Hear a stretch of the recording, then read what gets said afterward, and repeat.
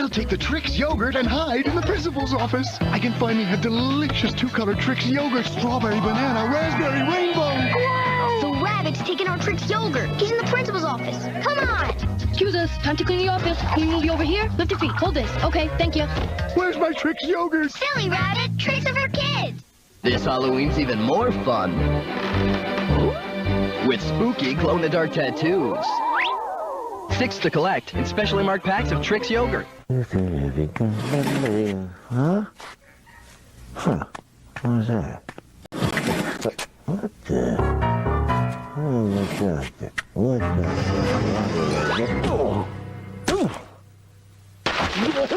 Eggo home-style waffles.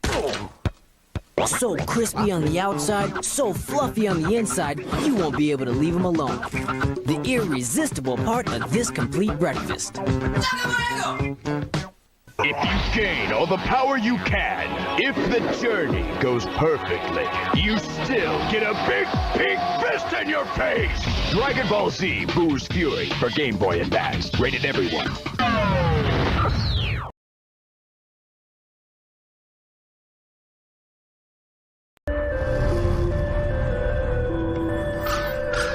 Sometimes you suffer great misfortune for believing in something too much.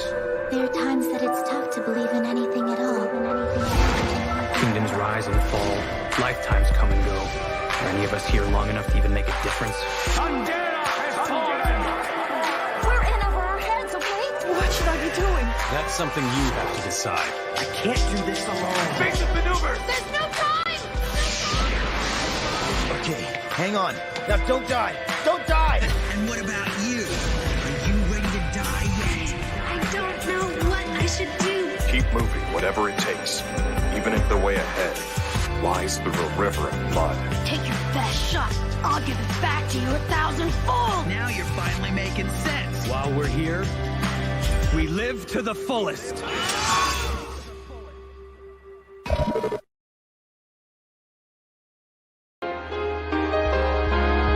So I'm not sure I get you. Give me a real fight!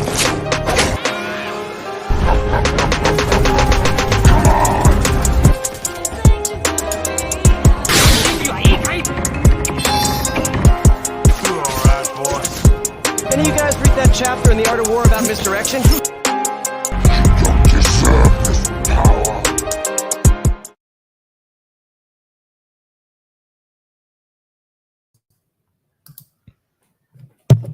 All right, what is up, people? We are live.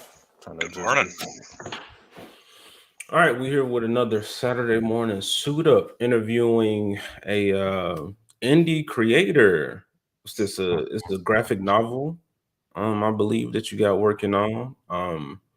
Somebody who I was introduced to the indie space. I think it was John. They dug the stream. John has been getting a lot of people seen or in contact with each other, but I think that's where I first saw you.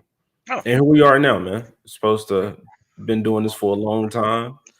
It's finally able to make it happen. Yeah, Paladin, Dragoon, how you doing, man? Oh, I'm doing good this very, very early morning.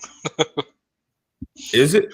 Yeah. I mean, granted, I normally wake up about 4:30 in the morning, but you know, last night I didn't get to bed till late, so just when I woke up, it was just like. Okay. Had to get that out your system.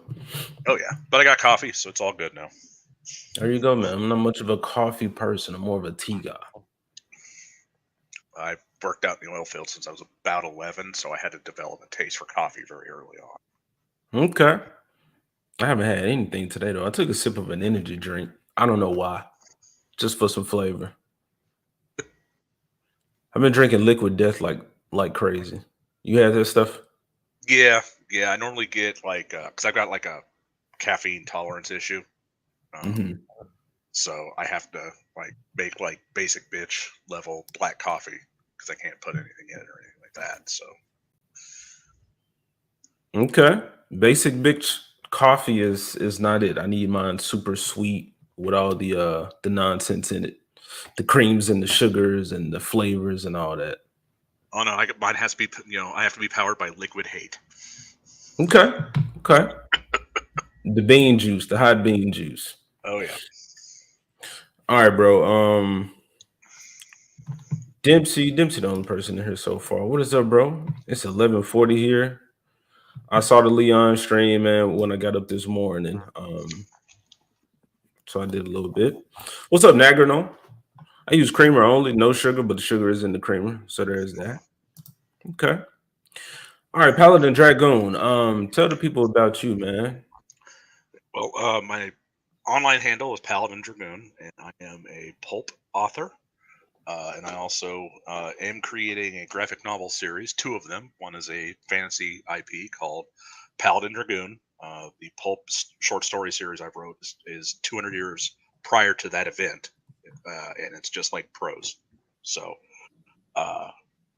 it's following the adventures of the dragon Torshin the Enduring, who's a priest, and his human priest companion Sherida the Pious, as they go out and fight evil monsters and kill wicked evil men. Do you mind if I pull up your reference video? Go for it. Okay. If you need any more artwork, I can send you some. Man, you send me more than a lot. Well, I mean, I've been sending you like updates, like, "Hey, man, check it out! I got artwork in." Yeah. So that's what I'm saying. Like, man, if I went to the Twitter messages, bro, we'd have art for days. That artwork is by Lolo's Art. He is a fantastic cover artist for like novels and stuff, and he's done a lot of work for other indie authors like John A. Douglas, not John A. Douglas, but John Delarose was one of the like how I found him through John there. No, he's killing it. Like, I love his artwork. And then the main artist is Joe Sanchez. I don't know if you know who that is, but he was a DC comic book artist back in the day. Bro, I believe I follow him. He has like a real stylized art style. Kind of, hold on, let me send you. Like, I see a lot of smiling images.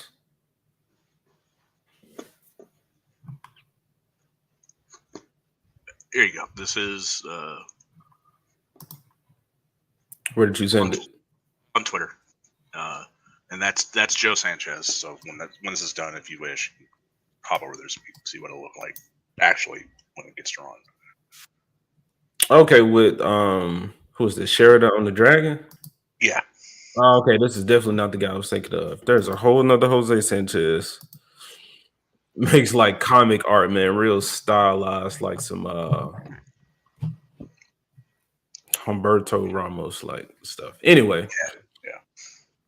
Yeah. But no, he worked DC Comics, I want to say like up till about the late 80s to mid to early, late 90s, somewhere around there.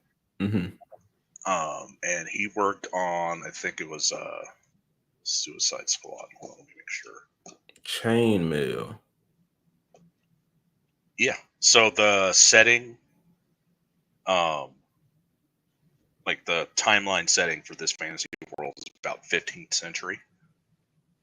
So we're talking like early black powder weapons, so arquebuses, iron black powder bombs and stuff like that, and cannon. But beyond that, they still use like melee weapons, like because those are only good for like 1, maybe 2 shots per battle. All right, man. So what got you into like this fantasy stuff? Yeah, man. What inspired you? What got you wanting to create? Well, so that's a little bit of a story there. However, when COVID first hit, because I live in California, you could not go anywhere. You could not do anything. So after the first 2 years, kind of went stir crazy. I think that's the only way I can really describe it. You did with the writing? Yeah. So in order to like kind of stave that off, and I just sent you a link for Joe Sanchez. Okay. Anyway, so he so when that had happened, like I couldn't go anywhere, I couldn't do anything. There was nothing you could do. You couldn't, like, there was just nothing. So I was like, well, I'll buy some comic books. They can't be that bad, right? and picked up Spider-Man, Superman, Batman, X-Men. You know, the 4 I grew up reading. And like I remember like reading each one and then like just taking it, throwing it in the trash can. It was that bad. Just hideous. It was just like who allowed this to get published? That was like my initial, you know, like question. So then like I started. Pardon? You read them? You mean story or art? Because a lot of these terrible books that have come out within the past decade have some good art. The artwork wasn't even that good either. Like, okay, I got you. It was just hideous. Even for like mainline comic books, it was like, holy shit, man. Mm-hmm. So right around that time, I started following. Like I had been following Razor Fist since he first came out, but he released a pulp video, and it was like kind of like a primer on like what pulp is and what it means to him, and all this other stuff. And that was like the inspiration that made me go, you know what, I can write better than this shit. I know I can, and I think I did. You know, but that was about almost 3 years of continuous writing. I put in about 2 million words of writing over like just developing that entire setting. Mm-hmm. I wrote the graphic novel script, which I'm still kind of like editing because you know, I was like, I need to work on my writing skill, hence why I'm doing the pulp stuff. But once I got down to that point, I was just like, okay, this works. I like how this looks. This looks good, but it just needs a little more of an umph. So, you know, I approached Anvil magazine because they had their inaugural issue for #1, and I got published in there with a short story I wrote with just the 2 of them. But it was like a very fast. I wrote it in like 6 weeks, like kind of a thing. And then after that, it was like there was almost like a proof of concept for the 2 characters, and then I went out and I released I sent in the Night of Cold Hunger pulp, and he almost didn't take it, but he's like, every time I kept reading it, it just got better. So he's like, okay, we're going to take that. You're also like an inaugural author, so we're going to like allow you to write this because it's like almost 100 pages long. So they cut it in half, and they're putting in issues #4 and #5 for all that. So yeah, that's the little teaser blurb for my story in Anvil magazine #4. Okay, you want to describe this? Yeah, sorry. So the character on the left is Torshin the Enduring, and he is a very, very old dragon priest. The church in that setting is like old fantasy Catholic church, and their whole shtick is they took the second oath, and basically what that means is they're permanently out there just killing monsters until they die. Like there's no going back from that. They're just out there until they fall doing it. The priest on the right, Sherrod of the Pious, he is his people are from a country called Vitralia, but all that means is he is in essence fantasy Ottoman Empire. I think that's kind of like where he comes from. So he's almost a Turk in that regards. Mm-hmm. First monster that they fight is a demon. And they go in there and they just kick the living shit out of it, but it almost kills them in the process. And that's like the whole point is it's a high lethality fantasy system. Even though they have magical healing abilities and all the other stuff, they can still die. So it has to like have that tense moment as they're fighting. It's like, hey, these guys might not make it. So, but other than that, though, that artwork is at the start of the story, and that's when they're walking into the Drunken Dragon Inn. That's kind of like their hub. They kind of like all their stories kind of like spawn off from. All right, man. You want to read this? I want to hear your voice. I want to hear the passion in this because I was stumbling.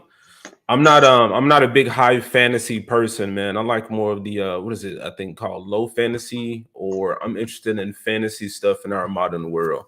So you like Tolkien inspired type of guys or whatever. From my perspective, are into like the setting, the century, you get what I'm saying? So Oh yeah. Well, so basically, this is a mix of, thematically at least, it's a mix of Conan the Barbarian and Solomon Kane.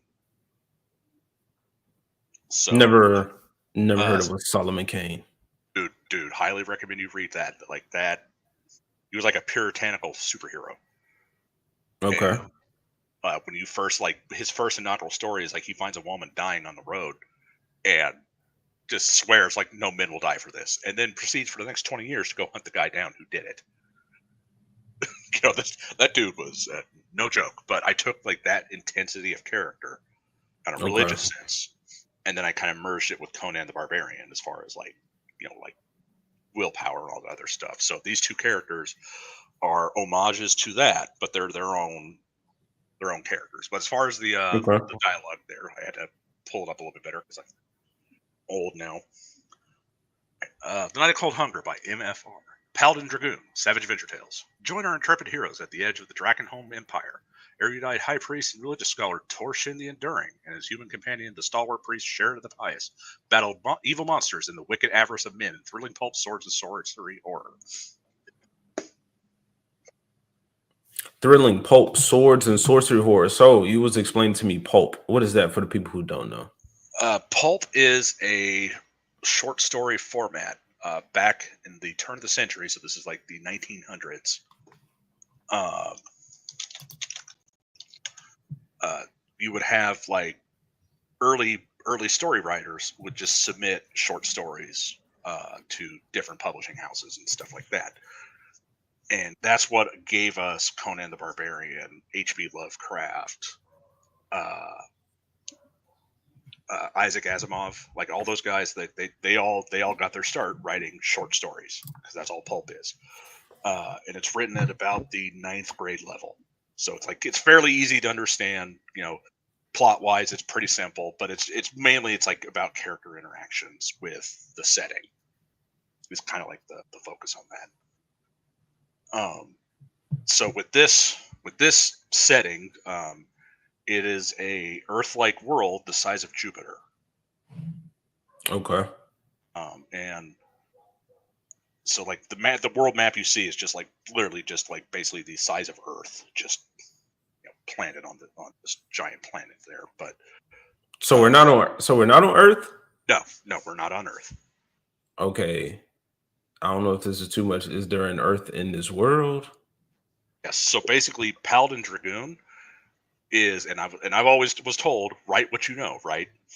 Okay. So I said, well, what I'll do is, how about if I just isekai a redneck? Okay. And that's how this all kind of came about. But the idea though is, the whole concept of what in this, isekai or seki or however it's pronounced is dude from Earth gets transplanted to there. So it's like, okay, well, what would that look like if this happens repeatedly? Like, it's a new divine champion sent by God. Okay, he's now out here to kill shit.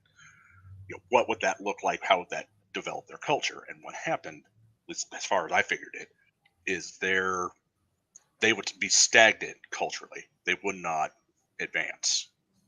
So basically, the last time they had somebody show up was about the 15th century, and it was a guy from, in essence, what would have been the Prussian Empire, or like the beginnings of the Prussian Empire. And that's it. So is that Sheridan right here? Well, no. So basically, Sheridan is just a human priest from that world. Okay. And so, like, whenever you hear them talk about like the divine warriors, it's basically a human from Earth. But it's just I haven't really described it yet, but I'm not so subtly hinting at they're not from that world and all that other stuff. So it's like plot stuff that kind of goes into that. But okay, for sure. So with this, so you said there is already a physical product. So this is published in the Anvil magazine. Yes, Anvil magazine #1. And let me give you a moment here, and I will get said link. There we are. And Dempsey is explaining all this fantasy to me. It probably was you. It was either you or John A. Douglas Dempsey that explained this stuff to me about the high fantasy and low fantasy. So yeah, man, I'm definitely in the low fantasy camp. Yeah, man, I'm drawn to like supernatural stories. So a power that's like here, that's already, that's not man-made in origin. I like that, man, because I feel like it's hard to combat that. No, I mean, and it's kind of like how I approached it with this, because I like the idea of, okay, yeah, they may have like, and I sent a link for Amble Magazine #1 in the private chat. Okay, and what I'm gonna say real quick, what I mean, like the Hulk versus like a Thor or Odin, something like that, where it's like you have that real sci-fi stuff, but it's trying to go toe to toe with like something godly, something cosmic, something that was here. And I like the man versus nature struggle in that sense. Yeah. So in Savage Adventure Tales, like, when I looked at like Conan and Solomon Kane, it is very much a willpower. Like, they're both exemplars of will in both those stories. And basically that means that they will push themselves to superhuman lengths to get something done, that they set their minds to it. So I said, okay, well, I like that. That's a cool idea, but it's like I need the setting to be scary. So it's like, okay, so that means it's like there's demonic entities and all that other stuff. And that's like when they fight that, that's like they have an edge that they can actually kill the things, but beyond that, it's like there's still a very good chance that they're going to die. Yes, my first story was published in Anvil issue #1, and it was called Brigands of the Moors. Okay, so I remember John talking about it. What is Anvil? Anvil Magazine is a and I guess I would say, how do you mix in with Anvil? Okay, well, Anvil Magazine is created by Iron Age Media, or Richard, and he heard Razor Fist call for like getting it more indie authors out there. So he stood up and said, okay, well, I could do this, and that's kind of, and when he said that, that's like, oh, well, I can get my stuff published through him because it's indie, and that's how we kind of went from there. And okay, with that entire setup, though, basically it's you do get paid for every issue sold, but it's not a whole lot. So art sells like, and I'd have to sell like millions in order to get any kind of like decent return on it. But beyond that, I'm not expecting much out of it. But it does mean I have been published, and I can say, no, look, I have my name in the book right here. Okay. Yeah, you've created something or contributed to a work. That's dope. So speaking of your contribution to the work, an Anvil issue is 11 killer short stories in a true Iron Age comic. So is it always 11? Do you like what I meant by like your involvement? Was this like a one-time thing where you just reach out to this Richard person, or do you have like other stories planned to come out in further later issues? Yeah, so the idea is after I got published in issue #1, when I approached him with The Night of Cold Hunger, when I finished it, he got it published, in there, and so basically I am the first author that he's got who's actually selling a series through his magazine. Okay. So I've got, like there will be about 30-ish, 35-ish stories. And then some of those are going to actually be like short form comic book pages. So like no more than like 12 to 20 pages each.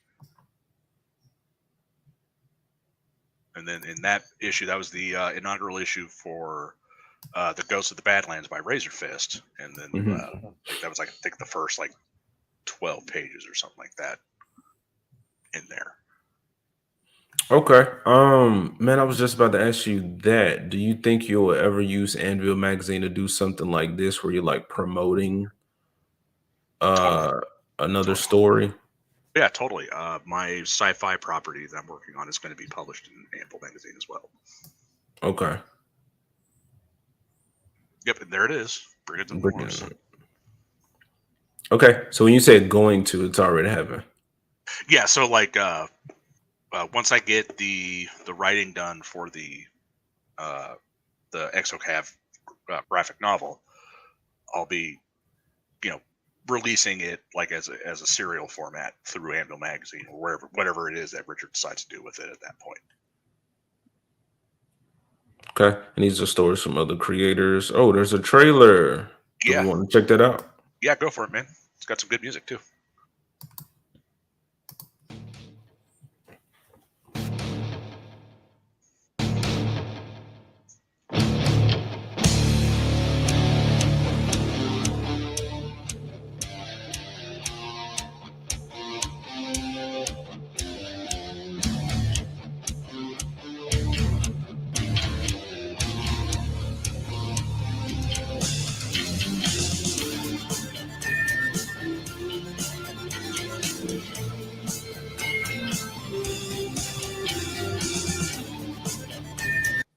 Should we pause? Should we say something? I guess it's kind of too late now. Well, no, it's like less than a minute. So, but issue number 4 has a video up as well. So, okay.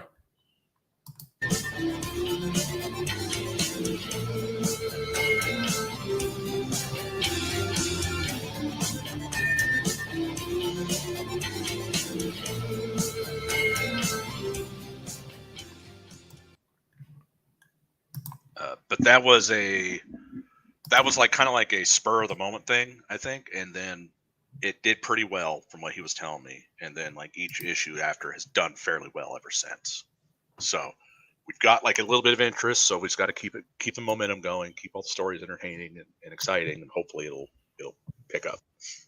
All right, and Hale dropped both of these. Okay, he dropped the Twix link.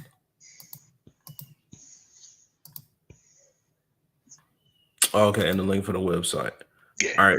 Did you send the Paladin? Did you send the you said episode 4? Yeah, issue number 4, so it'd be the first link I sent in the private chat. Yeah, issue 4, okay. Yeah. And so that's where my first full pulp novella is put in. So I mean, you've read the short story, so I'll get your thoughts on it here in a moment, but I don't see it in the private chat. Oh. Well.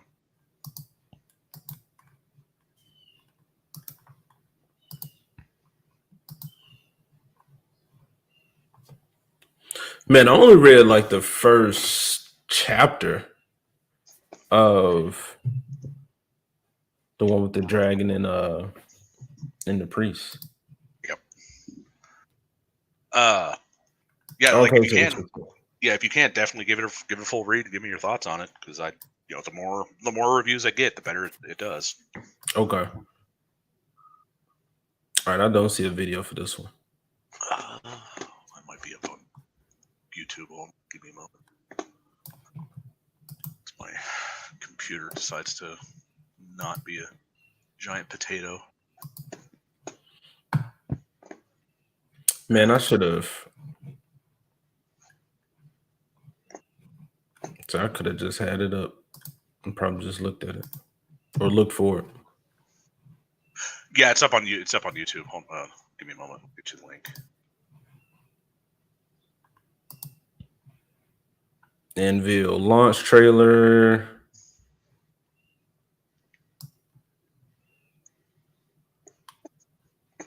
Yeah, I don't see it. Iron Age Media. I'm subscribed to the channel though. Awesome. All right, I got it now. I went to the channel. Yeah, I just got the link sent too. So.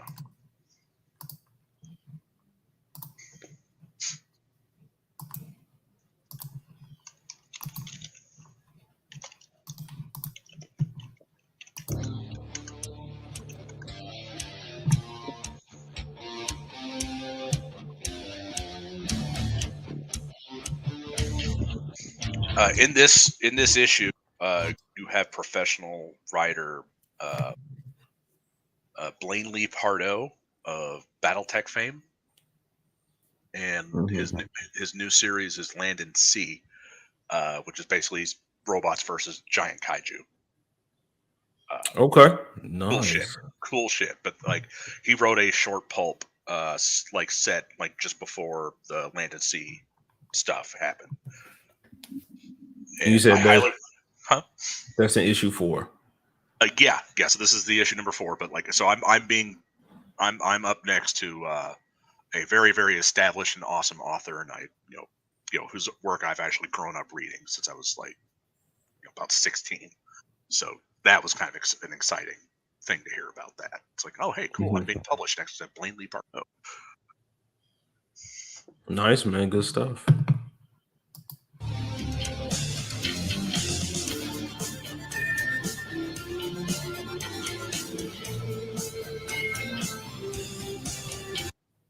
I've heard John say that name too. Maybe that's He had an interview with him. okay. And So, this the guy who I think his book is on Amazon. Yeah, his book is on Amazon. I think he's up to 4.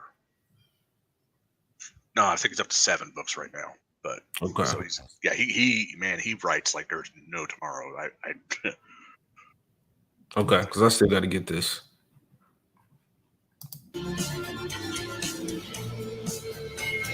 And deposit. So that's from my story. That's them traveling up to the fort that the entire story takes place at. Okay.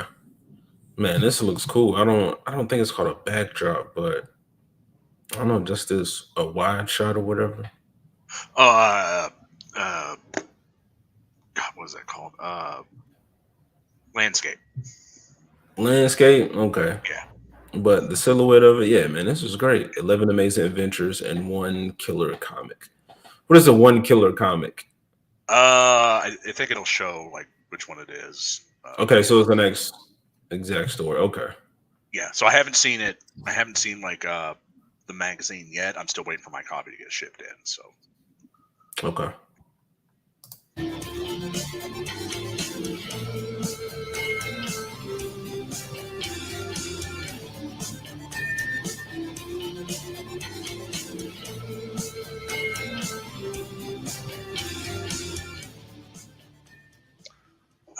Let's see, what is that comic?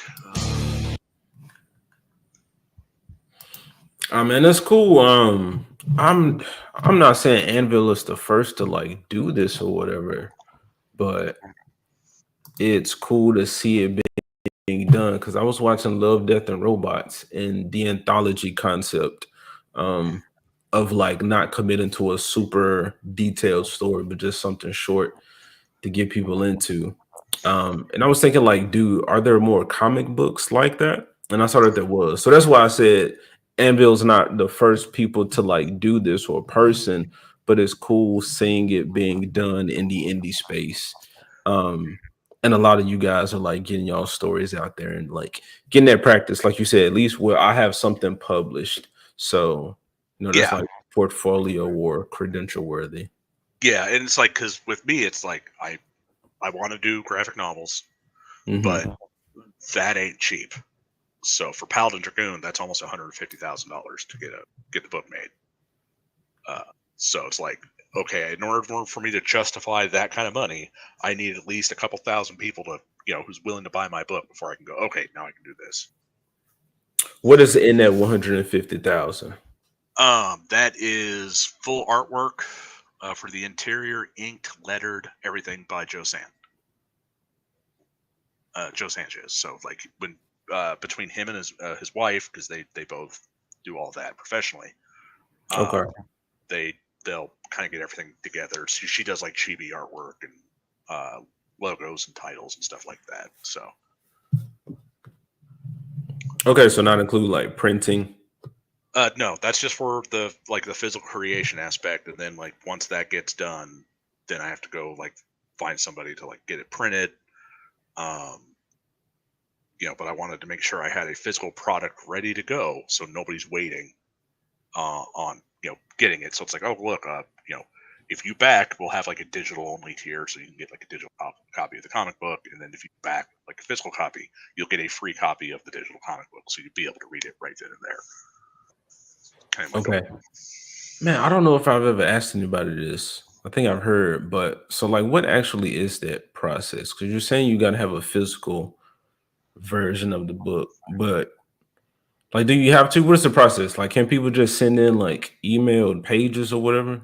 Yeah. So what it is we use Dropbox or something similar, like and then the idea is hey, as each page gets finished, you upload it, I do a review, okay, change this, do this, whatever, and then like as the story progresses, like okay, when it's finished, we can sit back and just read it. And I've actually got like a little short mini comic by my other artist, Kevin John Jacob, who's out in the Philippines. He drew like up a little mini comic that's kind of like supposed to be the bridge the gap between Savage Adventure Tales and Paladin Dragoons. Like it's like the in between, like what happens that led up to the graphic novel stuff. So what happens is like he'll do like 2 pages a month, and then he'll send them to me.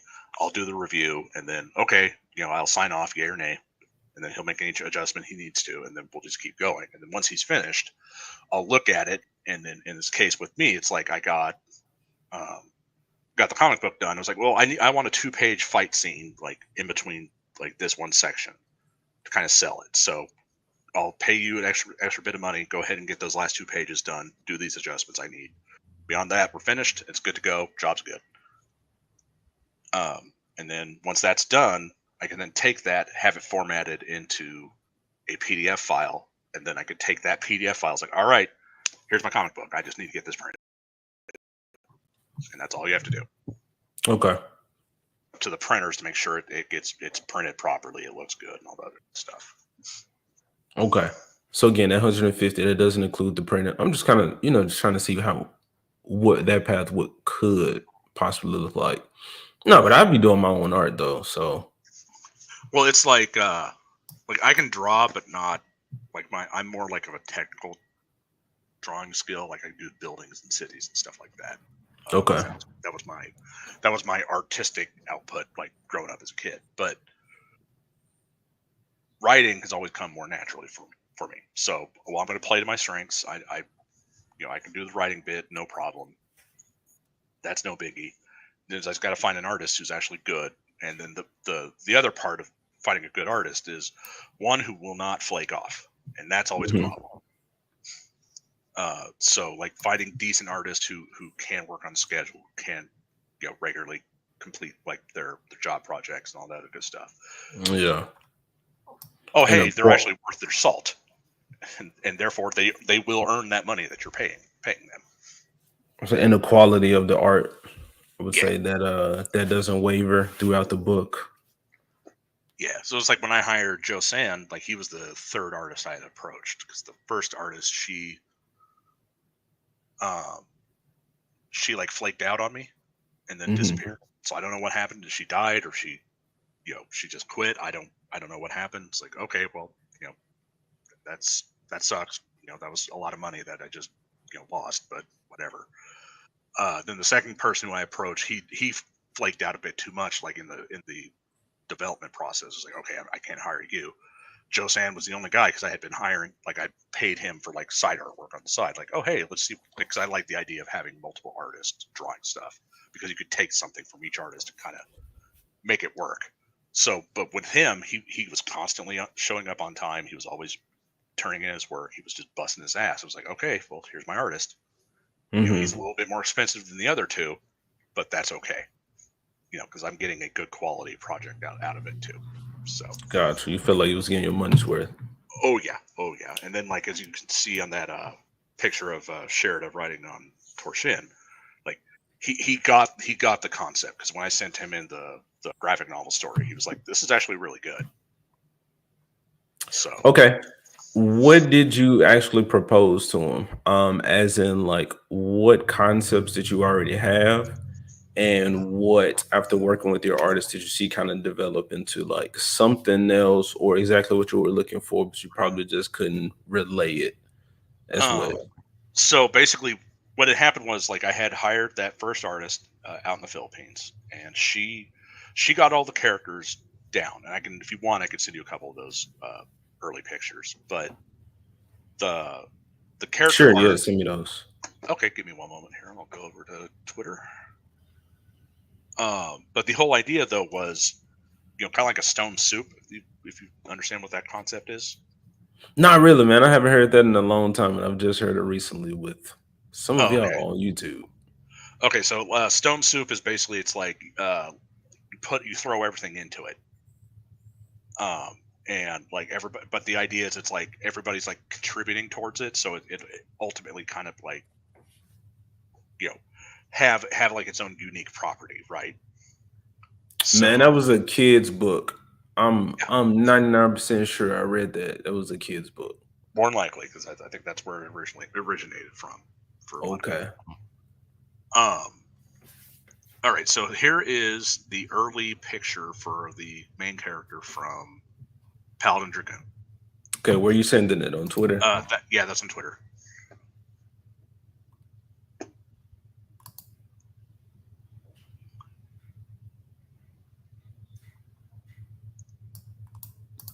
we'll get this other artwork he had drawn.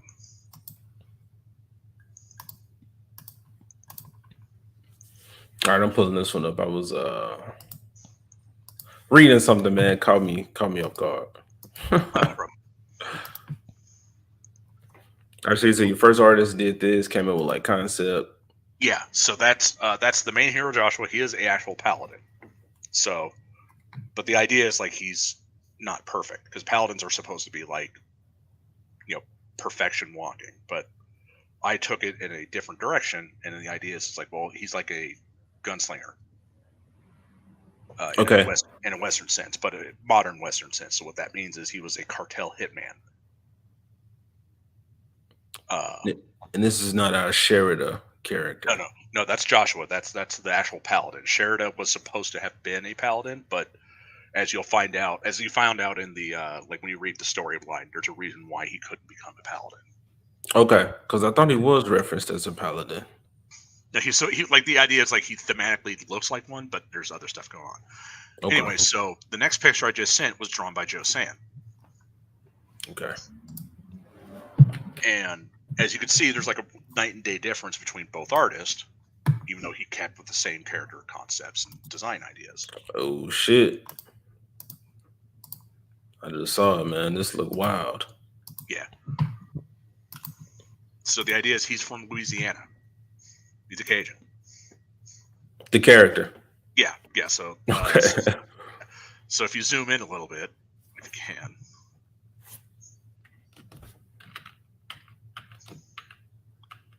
I don't know, man. Why you not letting me zoom? Yeah, I might have to open it up in a new tab.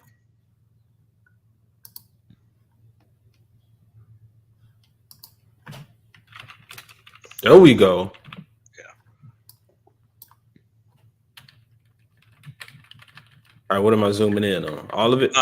Yeah, you'll just zoom in on where Joshua is in the front, and I can kind of guide you to each of the different characters in this.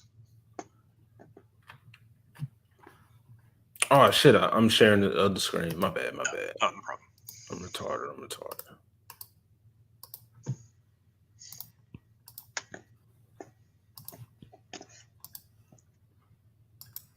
All right, there we go. Yeah. So the running gag is because he's from Louisiana, so he put in crawfish there at the bottom, and he's got a bottle of Tabasco sauce hanging off his belt. Yeah, that was kind of like the little any joke between the two of us. And I was like, no, I like it so much, let's just keep it. So, but as you can see, like, he's got a divine sword, but we gave it the Kirby crackle effect, because I always liked that. Okay. Cosmic power. Yeah. But if you scroll up, so the bunny girl in the background, that's she's like a princess. But think like John Carter of Mars, Deja Thoris, if you've ever read that. If you haven't, she's a very like a warrior princess kind of a concept. I've seen the movie. Oh, okay. So like, if you've read manga, she's Yandere. Just flat out. Okay, then, I haven't though. Okay. Basically, it's like how dare you love me? Kind of like a character concept. And then next to her on the left, that is Li Ta, and that is Torshin's granddaughter. Okay. And so when he drew this, like originally, like I didn't think of it, but they're arboreal. They're tree dwelling raptors that with wings. That's kind of like how I originally came up with dragons for this, because they're a blending of Eastern and Western style dragons. So all of your dragons, even Torshin? Yeah. So that means so when you read the book, like when he's chirping and he's trilling and all the other stuff, it's like think of it like a raptor with feathers, who can fly and breathe fire.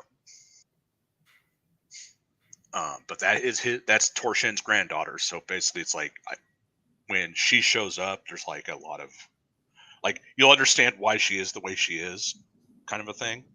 But it's like the idea is it's like she is the preacher's daughter character archetype.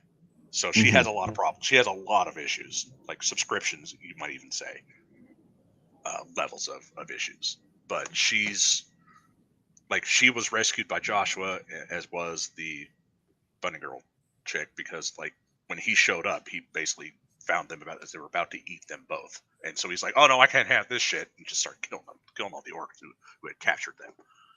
I would have thought maybe he thought she was a gator. He tried to eat her. Well, no, it's like the idea is like when he sees her, it's like she's crying, and so he's like, there's something wrong here. And so that kind of like he has that moment of, I'll free her and hopefully she won't try to kill me. He said, ooh, I'm about to make a name for myself. But as the story goes on, though, like he can hear her talk in his head, because that's the whole idea of if you're a paladin, you understand them talk. Okay, so a true paladin, even though he doesn't look like it, but the Sheridan guy, he needs the ring. Yes. To talk to him. Yeah. Okay. Because the idea is like spiritually, like he's kind of corrupted, like Sheridan. Okay. But it's through grief. Joshua, however, suffered a massive head wound and has no fear. So it's like he's like the perfect paladin. It's like, what do you mean? There's an army over there. I'm still gonna kick the shit out of him. All right, and what is this story from? That is for Paladin Dragoon. That's the actual graphic novel. That was just like a early production artwork as we were trying to get these characters kind of figured out. It's like, okay, what are they going to look like? Like, how are we doing all this? But if you look at like the dragon, like how her feet are positioned, that's what gave me the idea to like make them arboreal. Okay. It looks very iguana-like. So yeah. Forgive me if I'm not keeping up, but this is the actual story that you're going to be going into, and the one with Sherida and Torin, I think was his name. Torshin. Yeah. That's just like a prequel type thing. Yeah. So basically, like when I first wrote this, like, this was about 5 years of work when I finally finished it, like for developing the setting, writing the story, figuring out how to write a comic book script, because that was actually kind of difficult. Okay. And then from there, I was like, okay, well, I need to grind out my writing experience a little bit more, because I haven't written anything since I was in the 8th grade. So then I said, okay, well, I'll do some short stories, because, if you write like 150,000 words a quarter, that's like 1 million words a year, almost. Okay. Give or take. And then and then my goal ultimately at that point is if I can write a story a month, I can have this knocked out in like a few years, like plot wise. But eventually what's going to happen is the graphic novel is like going to like kind of spawn out from that pulp story. So that pulp story, which will go from prose, and then as it goes on, it's slowly going to be turning into a comic book. Okay. And then the last issue of that will be kind of like the leading in for the graphic novel. So that's kind of like my goal is how I'm going to get to that point. Okay, there's a plan. Because I'm trying to come up with a plan myself and how to put out smaller stories that can generate an audience and some revenue that will contribute to the actual stories that I want to put, Yeah, most of my time and energy into. That will be like my passion project. So this magazine is cool, man. You're getting some of those stories out. What is the mech one? Okay, so the mech Like, one is Exocav. so I'm asking, is that supposed to, because I think you're putting some of that out in Anvil. Yeah. What is that leading up to? Oh, well, okay, so that one is just a fan's like, love letter to the genre, because I love mecha stuff. Like, that's, like, in my heart and my soul, that, like, that is my fucking jam. I love that shit so much. From like anime perspective, or your Power Rangers Megazord? Which I guess is like still anime. more old school anime. In fact, hold on, I know exactly what I can show you. Because I'm a big I like Gundam. I've never watched the whole series all the way through. Zoid fan. Oh no, this one's a little bit older, because I'm almost in my 50s. Okay. Sorry, hold on. This series, the link I'm going to be sending you, I grew up watching the original series when I was a kid. So my Trix yogurt commercial probably meant nothing to you. No. I actually remember. I remember that commercial. I grew up during that time. I'm an 80s kid, and I just sent you the link in the private chat. Okay, you sent it to. Yeah, so the newest one is the. Okay.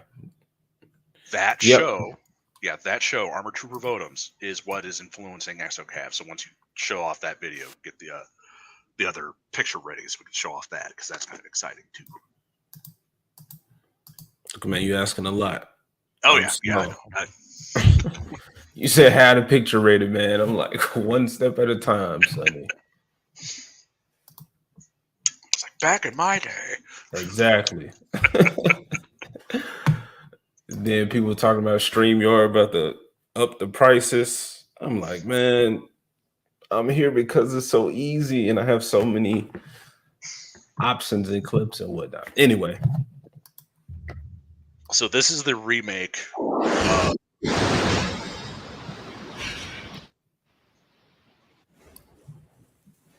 You can talk. I'll turn it down. Okay. So basically, it's like Exocav is thematically patterned after this series, thematically at least. And so the idea is the mechs in this setting aren't like impervious. They're like giant pieces of shit. Okay. So the idea is, like, when these things like go into combat, it's a little bit of a Sherman tank in World War II. Bro, did you have a PS2? Yes. Armored Trooper. No, not Armored Trooper. Front Mission. Okay, yes. Dang, that also reminded me of someone on Xbox was called Mech Assault. Yes.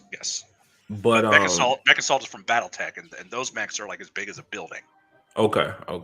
So these are like a man will come up to about the hip on these mechs. Okay. On the PS2 though, there was a game called Steambot Chronicles. Yeah, I remember that. Bro, obscure game. All right, we got the tanks. Yeah. You got me want to look up Steambot Chronicles now.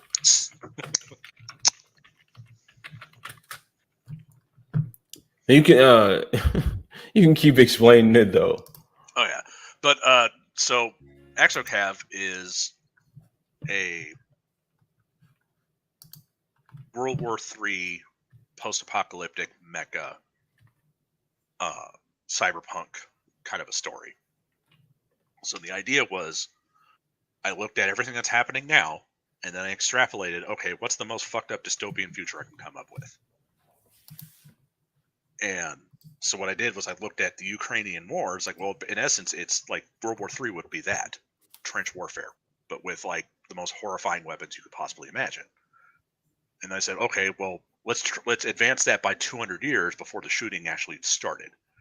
And so after a limited atomic exchange between Russia, China, and the United States, everybody kind of like agrees, like, okay, no more atomic weapons because we don't have it. Like, we're going to destroy ourselves in the process. But a World War III opens up, and they end up invading and conquering Germany, France, and like most of the Maldives, and all of the Eastern European NATO countries. So when we go in, we liberate France, and then we're pushing them out of Germany. But the idea is like that's kind of like the Battle of the Bulge moment, But I took the Cold War era Fulda Gap scenario, which you probably don't know what that is, but like when I was growing up during the height of the Cold War, they had war game exercises in Fulda, Germany, and that's basically where the beginnings of the war would have started after they hit that place with atomic weapons. So I took it that as like, okay, well, let's take that concept, but just give them mechs. Mm-hmm. And what I ended up with was quite literally, a very interesting cyberpunk kind of a setting, but with like elements of a Western kind of wrapped in around it, because I wrote the pilots for the mechs like they were horse soldiers from like a Western like cavalry sense. All right, let me ask you this, because I've been seeing on Twix Elon Musk with the robots and whatnot. I don't know if it's true. I didn't look too much into it. There's AI going on and whatnot. I think they were real robots though. Do you plan on having smaller robots, mini mechs, if you will, to enter the store? Kind of. So but the idea is like when you get to that point, like you have to look at like what we're making, like military weapon wise, and but basically drones are going to become like a major like disposable asset for like warfare in the future. That much we all know that. So the idea is both sides have autonomous kill drones, and they're currently waging a war in and around the remains of Berlin, because Berlin got directly hit by atomic weapons. So nobody can really go there. It's almost like just territory at that point that's irradiated. But within the setting, though, they're like not Terminator level of like efficient.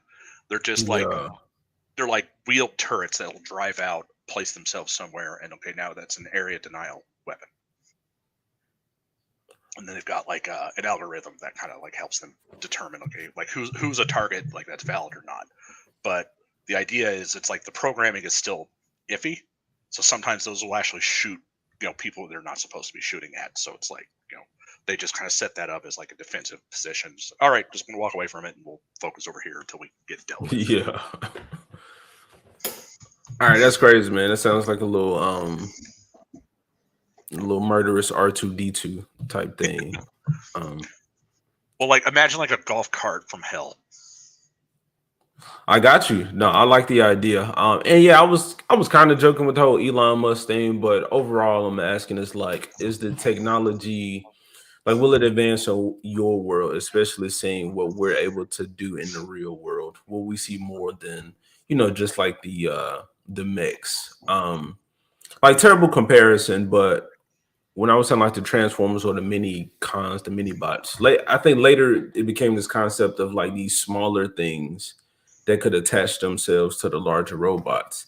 And then you have things like a Master Chief, or even like a Samus Aran, where you have these like these smaller suits that the people can get in. So yeah, man, just knowing that you're having this mech thing and you're developing it, like what other technologies, which you answered it already with the drones, but like, yeah. Oh, there's other stuff. It's like the suits, the mech suits themselves, like they're exo-cav. So what that means is it's an exoskeletal cavalry unit.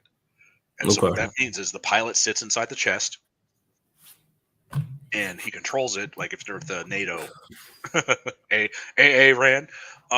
How do you say it? Aaron? Aran? Aaron. Samus Aran. I don't know. Fuck it. I don't main Samus. Oh, I was referencing Jordan Peele. I know what you were referencing. Yeah. Hey, Aaron, but I'm saying Dempsey because I know I say Samus Aran. Yeah. Aaron Samus. All right. Anyway. Anyway, so like so the suits themselves, it's like they're conceptually, it's like when you look at the Ukrainian war, there is an absence of air power that can like shift the tide of battle there. So a lot of their warfare is trench warfare. So in essence, what will happen is both belligerents in this like cyberpunk future have ungodly amounts of anti-air capabilities. So the war itself has devolved back down to cavalry charges like you would see during the early stages of World War One. But instead of people, at least for the NATO side, is like they have these mech suits and they're the equivalent of a Sherman tank in protective power. So i.e. not very much, and they're like made like cheaply in order to pump them out by the hundreds of millions in order to like stave off economic collapse in the United States.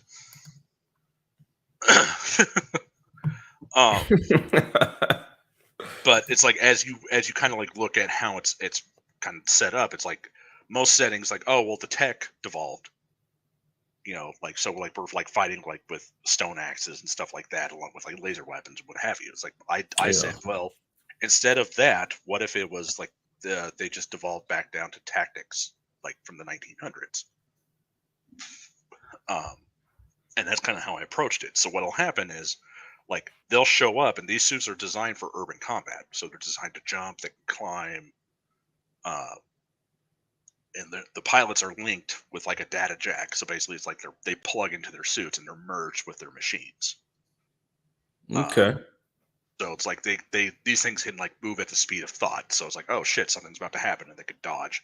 So the idea is it's like the concept of high speed, low drag from a military sense, which is rapid attack and what have you, then goes, okay, well, we can't use air assault. So what if we were to have ground units that can sit there and zip along at about almost 100 miles an hour, you know, with pilots riding dick first at the enemy, you know, and then, you know, once it gets to like, you know, close combat, the mechs are like the equivalent of like light cavalry machines, but fighting with infantry tactics. And then from there, that's kind of how I designed everything. And you know, just like, oh, hey, I'm a fan of the setting. I like the genre. So like, how would I have my own spin on this? What I've done with it. And then there's going to be an actual board game component for it. Oh, so I guess that's one of the pictures you sent me. The last picture, one of the last ones. You sent me a little minifigure, like some 40K type stuff, but I don't play 40K. Well, kind of. Hold on. Let me get the picture up here for you. I'll send that to you over on Twitter. But no. So the idea was, like, you know, I like tabletop war games. I've been doing that since I was like 13. Okay. And so I'm retired now, and I have the means to do it. So I was like, well, I'll hire a sculptor, and so I hired a guy out in Thailand by the name of Radapun K, and he is a well-known and established digital sculptor. And I just sent you a picture. Where did you send it? On Twitter. All right. Well, this is the one that I was sending up. Okay, yeah, no, I'm practicing my painting with that one. Oh, okay. All right, I thought that was yours. No, that was sculpted by my friend John Bear-Ross. Very nice gentleman, and he does some fantastic work. So, and you call them like cavalry units. So, yeah. Like, what does it take for someone to get a suit? Okay, so in setting, so like keep in mind, like a person will come up to about the hip.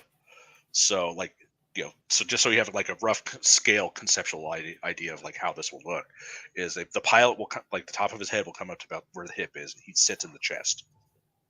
From there, he's plugged in directly, and he can maneuver that suit as if it was an extension of his own body. Mm-hmm. So it has full range of human movement.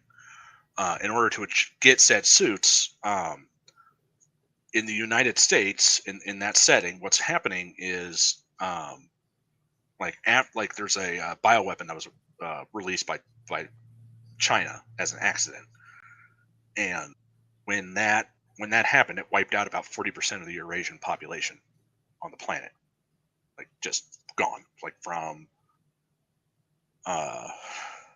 Western China down to India, and then parts of Russia. So we're talking like at least 2 billion people dead in the span of a month. So when that happened, that created like this massive like dead zone, and that also wiped out the local biosphere and the hydrosphere as far as like life forms go. So it just like snuffed out all the food producing capabilities that Russia had, that also that China had. India like is just gone. Parts of Africa are just wiped out because it spread. And then when it got to the North American continent, by that point they had like naval ships lined up around like the coastal waters from North America down to South America, and were shooting any boats that were coming in from outside, because they were just, we can't risk having this come into the country. But during all of that, they were like implementing authoritarian levels of lockdowns, and eventually that forced the population to rebel. So there was a rebellion, like a second rebellion in America, and they were successful. And then they're slowly restoring the republic just prior to when Lincoln took over, as far as like the federal government having power. Because by that point, like, oh no, they allowed for all this to happen. Because as information came out, oh hey, like our tax dollars were being used to go pay for all these bioweapons overseas. What the fuck, right? So that's like kind of how I approached it as far as that goes. But when that happens, what's in the universe, what's going on is I looked at what Cyberpunk was doing, and which was the same concept. Basically, the ending of the NFA and ending all of the gun control laws. What that means is, if you have the money, you can buy one of these things. So the early production models, which are considered to be like militia level, are powered by diesel engines. These are like atomic powered, but later on in the story, they get converted over to hydrogen fuel cells. And it makes them cheaper than a truck to operate and maintain. So you're looking at something like cost about maybe $100,000. So like that's kind of like so anybody can get them later on, and then like when we do the war game scenario stuff, the idea is you'll be fighting over the ruins of Detroit as a gang or as a private military contractor mercenary company who's basically been hired by a corporate entity to like, okay, you're now our law enforcement for this zone, police that area. So okay, so you say they're easily accessible. Yeah.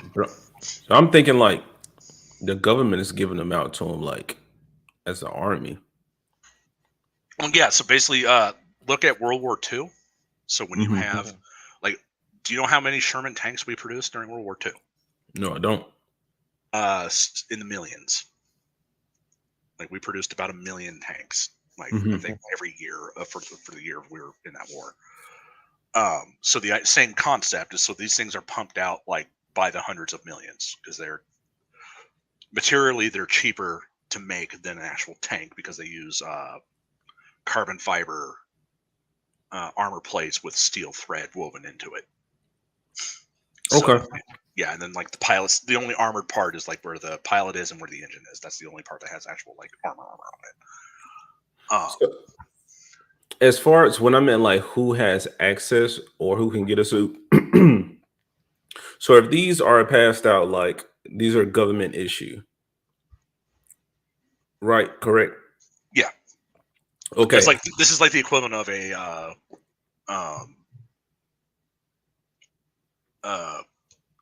Bradley tank as far as firepower goes. Okay. So who in the cavalry or the ranks, what soldiers are you know what I'm saying, are candidates? Like what are they? Basically anybody who passes the physical training aspect of the military can pilot these. Okay, so they have enough to give to all of their soldiers. Yeah. So like, okay. so when I say cavalry tactic, like charge tactics, I mean that. So that means like you've got like 30 to 100 dudes on horseback, but in this case, they're in mechs and they're charging a position. Yeah. And then like the Dominion, which is the remnants of China, Russia, and the Middle East, they have their own version because they like the ideas. They found one and they stole the design and then just made a really shitty copy of it. And hold on, I'll send you a picture of that mech. Okay. Do we get special mechs or is this just like some real war shit? This is like real war shit, but it's like as the story progresses, the U.S. and I just sent you the. You get what I'm saying? Like that anime, that main character, that one ship that's like he's more powerful than all of them. Well, kind of. So the idea is like if you look at Votoms, like I highly recommend you giving that series a watch if you can. Okay. But the idea is it's not the mechs that are invulnerable. It's like the pilot is either just lucky or he's good or both. And that's what's kept him alive even though everybody else around him has died, because that's kind of the whole concept of that. It was like Chiriko, which is the main character from Votoms, it was like he was just a badass who just could not be killed. Like he was just that good of a pilot because he could dodge and kind of outthink his opponent. And I just sent you the next picture. Well, right now I'm looking up this Bradley fighting vehicle Bush is talking about. Yeah. And so basically that was our last generation AP like armored fighting vehicle, or IFV, or infantry fighting vehicle. And the idea is those things were used like for assaults. Okay, we're sending this on Twitter. Yeah. And so that one is the Dominion version. And so it's like lower tech because the idea is like we have like a 50-year advantage over everybody else, technologically wise. And with that one, it's more low tech, and instead of digital, it's analog, in order to like kind of combat like jamming efforts and stuff like that. This right here. Yeah. So that, in essence, that is the Russian. That's the Russian dancing bear, or the Ural. And if you're a fan of Appleseed, we took some design elements for the magazine for the machine gun on there and all that other stuff. Those are firing 20 millimeter autocannon rounds. So we're talking like a bullet the size of your fist. Okay, yeah, that's what I was going to ask you as far as like the weaponry. Yeah. Right. So there are laser weapons, but they're used mainly for point defense. And what happened was, after that limited atomic exchange, the only reason why the United States even still remains as far as like a governmental power was we had an experimental anti-missile system, but it was a laser anti-missile system on a battleship outside of the White House, docked in D.C. So when that warhead came out and it spread out the MIRVs, it managed to get all of them except for one, which hit New York. So New York is basically toast, and they're kind of in the middle of rebuilding it by the time the story starts. How many humans would it take to take out one of these things? Well, that is answered in the series. So the idea is infantry teams, infantry like on Fulda, there are only certain areas they can actually go to, otherwise they're going to die due to radiation exposure. However, the Dominion doesn't give a shit about its people, so they just send them out in as Soviet-era human wave assaults in order to create defensive positions before these things show up.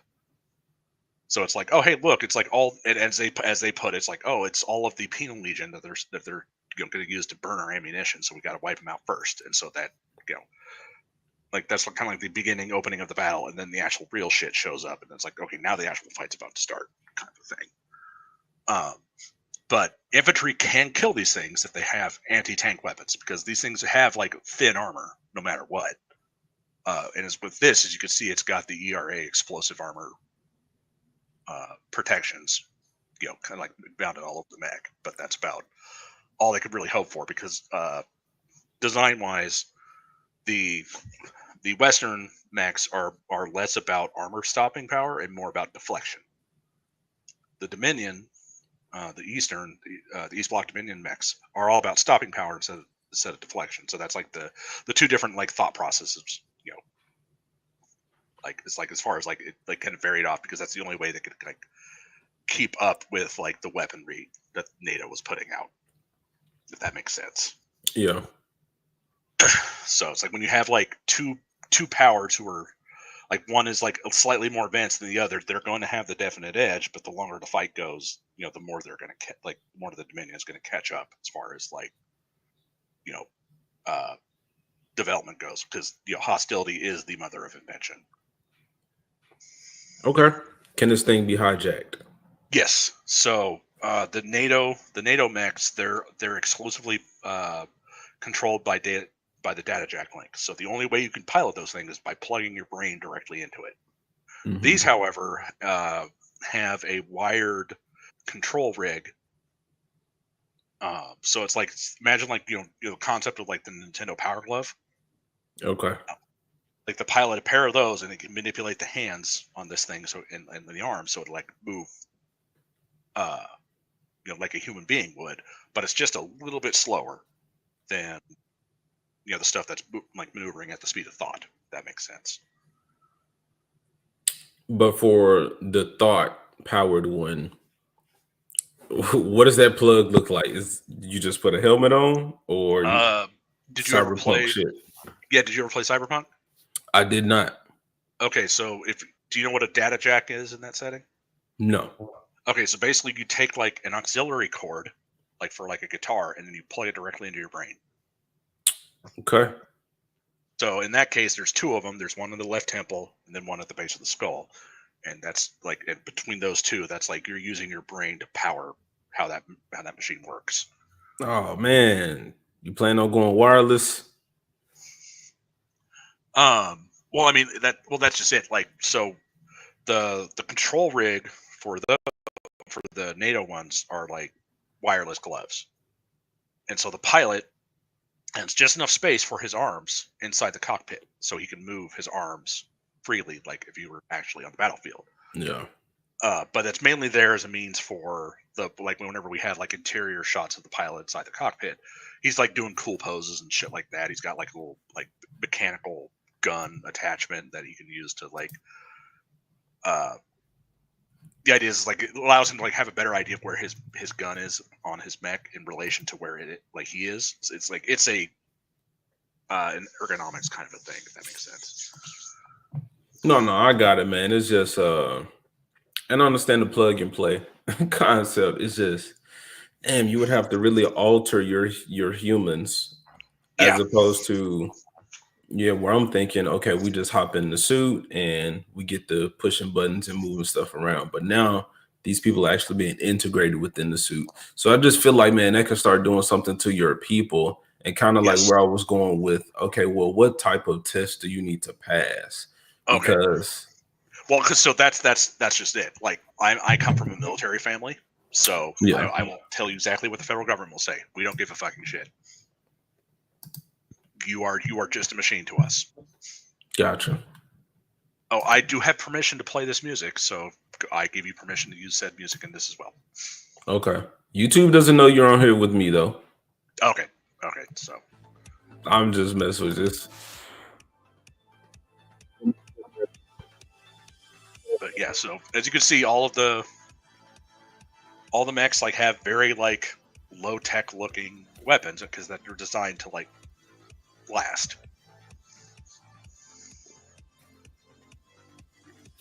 Okay, this guy has something what's on his shoulder.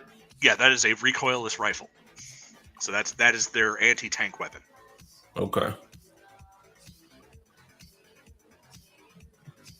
Man, will there be like a class system with these? Because I mean, this guy's not necessarily bulkier, but bigger weapon, smaller weapon.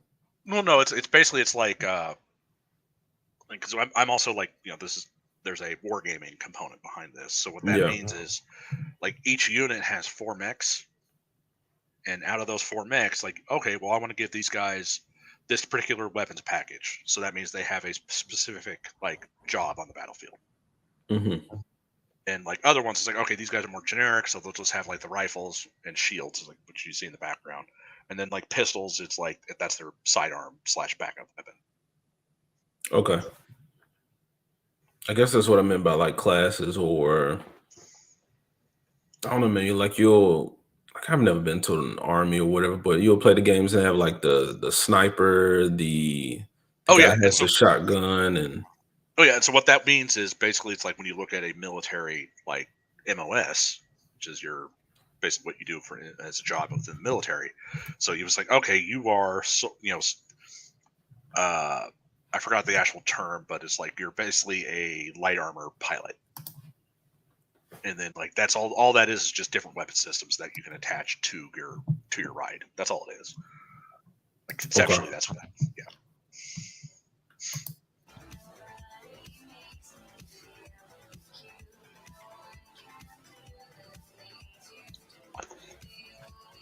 But the characters, like all the pilots, they all have their own call signs, and the idea is it's G.I. Joe in that form. So you'll have like your three main characters, and then you've got all the secondary characters who just kind of follow, like do whatever they need to do that the story requires them to do. All right, what's the melee looking like on these mechs? Because you say trench warfare, I'm thinking trench knives. We got so you've got like Bowie style trench knives with like the D-ring handguard on it, and spikes, axes, tomahawks, swords, maces. It's like whatever you could think of, like another mech's arm. It just melee weapon. Just hit it until it stops moving, basically. Okay, so we will see like. Is that necessarily variety amongst the mechs, or is every mech just kind of like a soldier, where it's like you just pick up the weapon that you that you want? Yeah. So the idea is this is the U.S. Army, so they have their own doctrinal uses for how these are going to be utilized. The Marine Corps, however, their current in setting, they're mostly fighting on Mars. So, but all their mechs, because like the idea is like this is that in between phase, but of like almost like super sci-fi versus like kind of like realistically grounded. Like, okay, this stuff kind of looks like it could be made. It's like our design philosophy behind it. But with the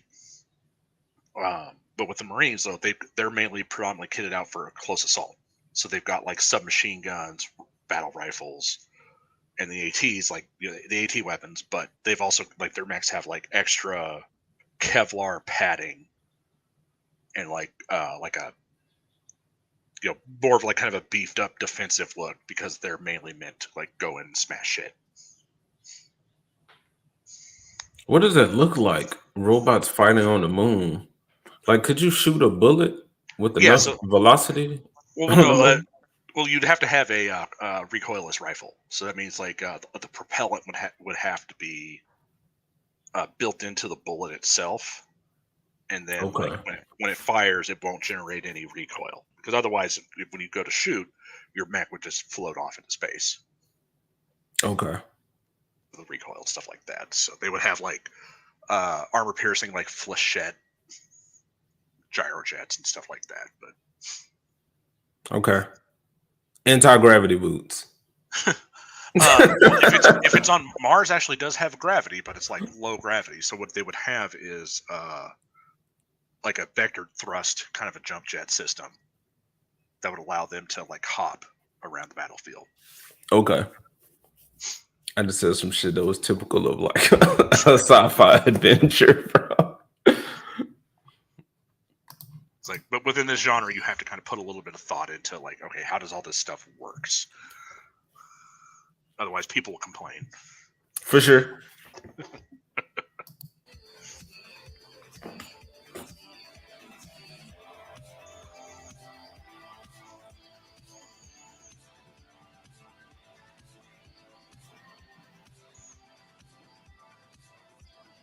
So this is done over the course of a month. Okay.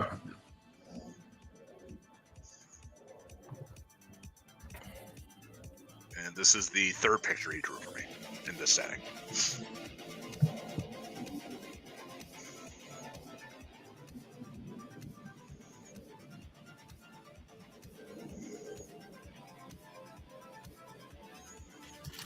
And where's the animal mix? Where's the centaur? Well, no. What this means is like if you look at how they're posed, they're ape-like. Okay. So that means their arms are just past their knees, like their hands are just past their knees.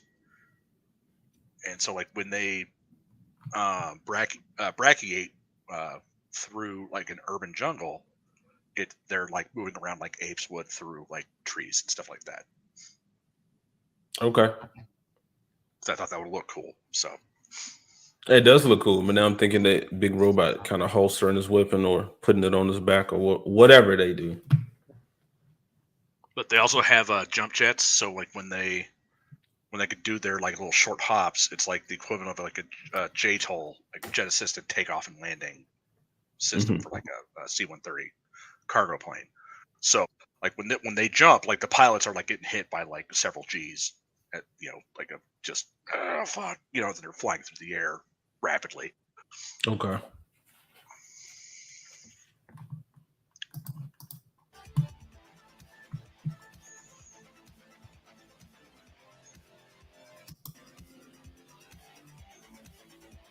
So all the art of the city in the background, that's Fulda, Germany.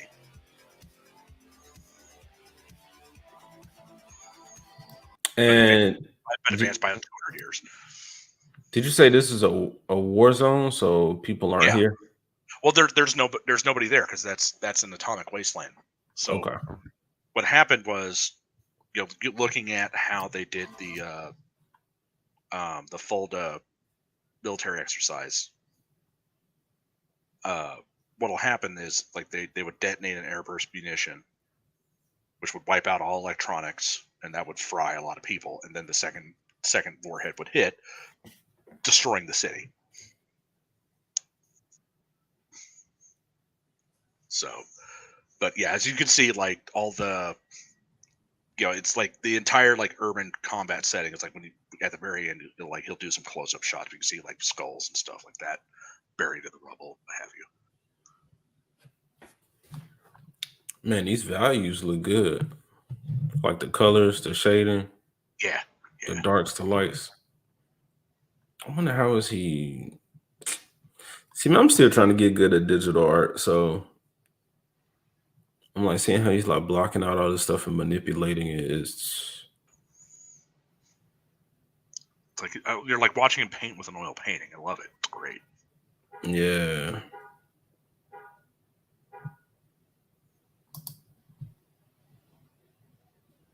I'm looking at the anatomy of these bots. So like this is a joint. Is this kind of like a quadruped like joint? No, it's so the idea is like if you see the wheels on the heels, yeah, the mechs can like shift their stance, and it's like they could drive. And so how I envision them is like they move like a nimble big rig up to about 100 miles an hour. Okay. So these things can move really fast, and the idea is because they're meant for rapid assault. So they've got light armor and like a lot of speed, like kind of like behind that design. So it looks like they're skating when they're that. Yeah. Oh, well, we got dual pistols right here. Yeah. Okay. Then we got is that a shotgun? No, that's a battle rifle. That's like an older design style because if you look at that digital picture I sent of that mech, the top of the mech is the actual magazine. It's a top loading style, but it uses the AR style platform. Okay. I'm not I don't know a lot about guns, but I know I would see a lot of shotguns that look like rifles. Yeah, but there are mech scale shotguns too. So okay. I think I would maybe I was assuming that because he has the shield too, then it's like a tank. So get in close. Yeah, kind of. So think of that shield as like an ablative armor. So it's like it's mainly there held in like where the pilot sits, which is in the chest, and it gives them like just an added level of survivability. That's all it is. Okay. You choose to have a shield. That's what's up. We would see somebody pick up a bus and like launch it at somebody. Bus would be too big, but they can't pick up like smaller compact cars and use those. Okay. Around stuff like that. Man, like I love that joint. I'm loving these joints.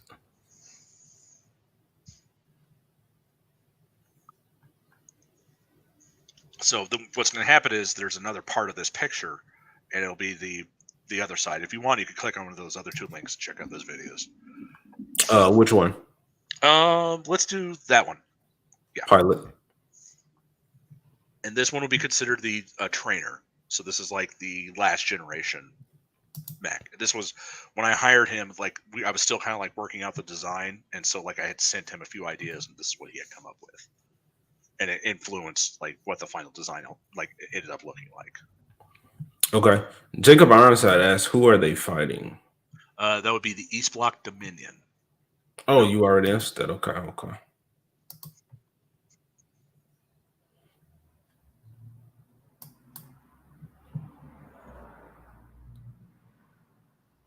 But yeah, as you can see, like how ape-like the arms are on this and everything like that.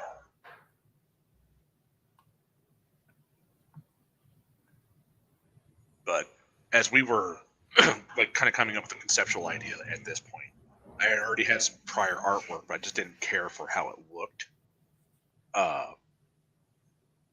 But at the same time, it's like, well, I've got something, so like, okay, let's make this look a little bit more like industrial looking. And this is what he had given me.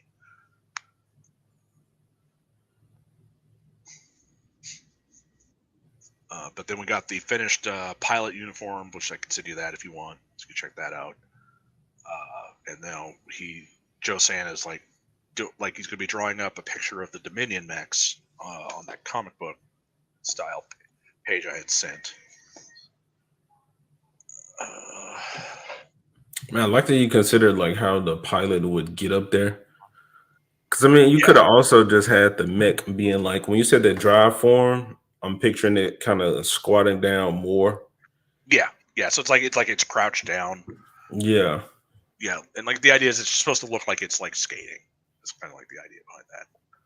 Yeah, but I mean, here he's considering like, okay, the mech's standing up, so these like points, little ladder or hinge, steps or whatever.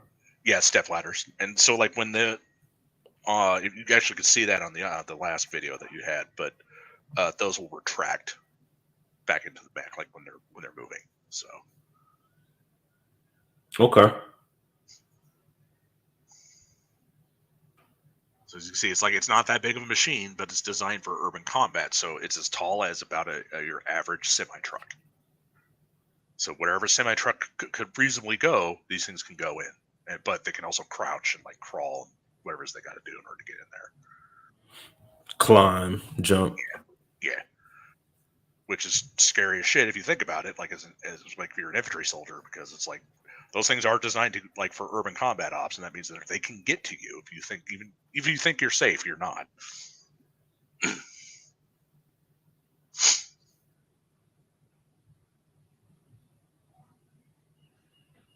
But yeah, this was a lot of fun. Like watching him draw this. Like this took about a month to do.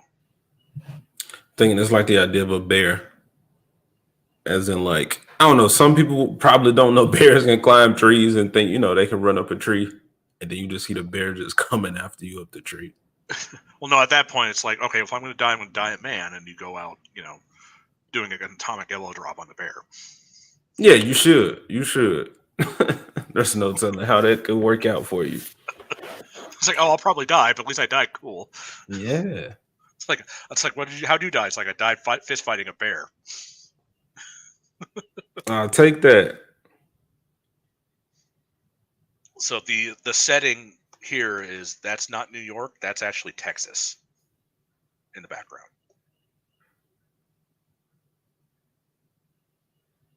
And it's like a massive like sci-fi and like overdeveloped urban sprawl.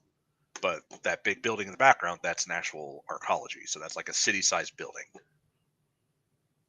Man, this art looks good. Yeah. Oh, okay. What's that? What's the symbol? That is the 457th Volunteer Cavalry Unit from Texas. Volunteers. Yes, So yes, you just because volunteer and get a fucking mech suit. yeah, pretty much. And then at the end of the war, like because they give you a shitload of money, like he goes like, well, I'm going to buy this like when they when they've released them for sale to the public because they'll have replaced it with the next generation, and you've got like in essence the good old boy militia across the entirety of the country, but armed with these machines.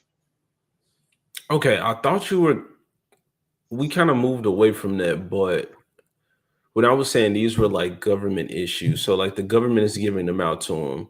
So currently, I guess in your story, they're not available to the public, but they No, will be.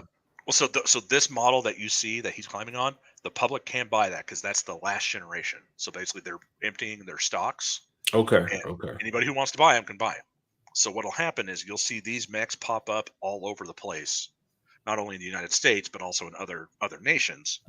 And they suck. They still use like the wired physical control unit, but they could still be modified and all that other stuff with like the data jack links and what have you. So the idea is like each mech, like if they're like that, they're going to be incredibly highly customized. So one mech will ever look the same. Okay, man, that makes it like the story is already cool. That makes it that much more exciting though. Yeah. Knowing that the militia and then like the customization and like I don't know, I'm thinking about gang warfare, like yeah, the different stuff that you could see with these mechs, and yeah, and to see like the military ones, how they look like SWAT compared to what the civilians have. Well, because you have like there's like 4 factions that would have mechs, and that's a federal government. So any government on Earth, corporate entities would have those as like a security force. Okay. So for wet works and black ops and other stuff like that for industrial sabotage, then you would have militia units and then like freedom fighter units. And so, but the difference with those last two, there's no like they're interchangeable, and so the idea is like you would have like one mech like chassis and then like just a bunch of different add-on parts that like you would put on for the physical model when you get to that point.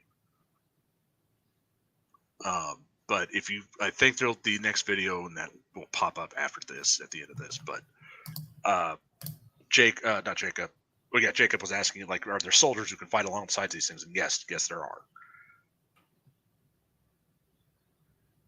Yeah, Jacob, I was asking him about how many soldiers would it take to take down a mech. Hold on, let me get you that other video link. Would it be it's not one of these, is it? Hold on, I can get that. Or did you want me to play hit that the one on the left. There you go.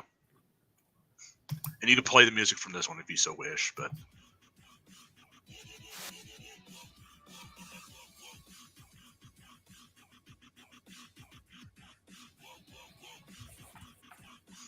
and then you'll actually see a pilot inside one of these things at the end of this video too.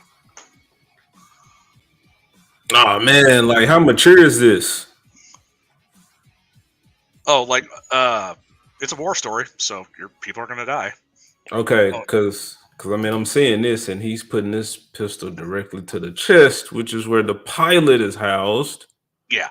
So like if it would cut over, like you would see the pilot over there screaming as an explosion fills up the cockpit. Shit, man. Okay. Yeah.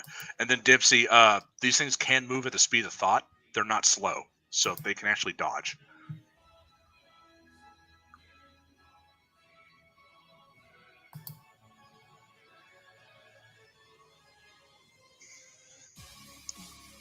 So when I first created like this setting, the music, because that was the first thing that popped in my head was the music was industrial, dark synthwave with like a dance remix. It was kind of like my idea. This is kind of part of all that. Somebody needs a giant fucking hammer. It's like it's hammer time, bitch. Whack. Yeah.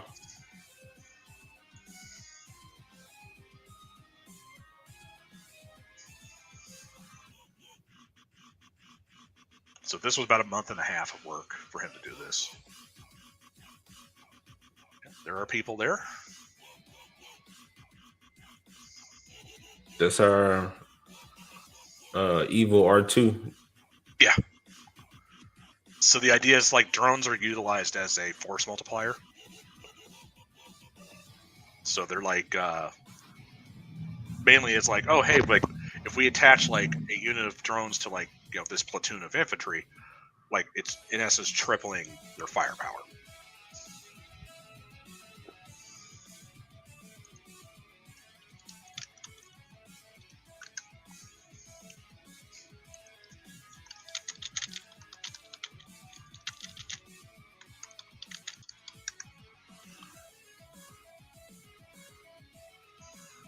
And you did say like where the pilot is, it's more armored. Yeah, but it, like at that close range with like an armor piercing round, you can't really stop that. Okay, but blunt force. Let's say if one of these did have a giant ass hammer. Oh yeah, they can sit there and just hammer the living shit out of it, and eventually they'll crack through and get the pilot. Okay, but the pilot can take one or two of those to the chest and keep moving, keep it trapped. He won't be very happy, but yes, like be a lot of ringing in his ears for like the rest of his life if he survives. Enjoy the tinnitus. Are those missiles or is that just like protection on the shoulder? Those are smoke launchers, like for providing visual cover, and because it's sci-fi, so they're like electromagnetic smoke launchers as well. Mm-hmm. So like it'll interrupt the other enemy mechs like visual scanners.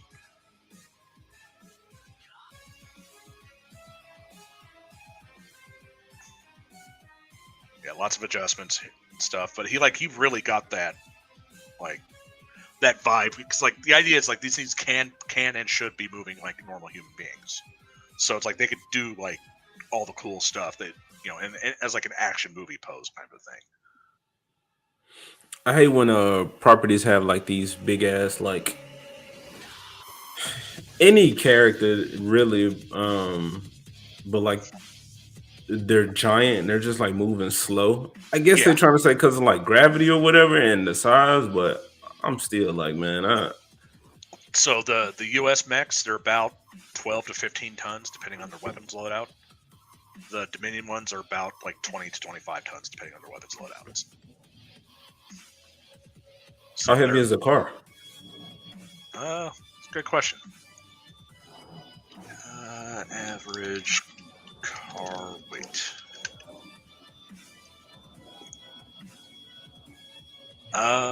So basically these would weigh about as much as like a heavy duty truck. Okay. Like a semi or big rig kind of a thing.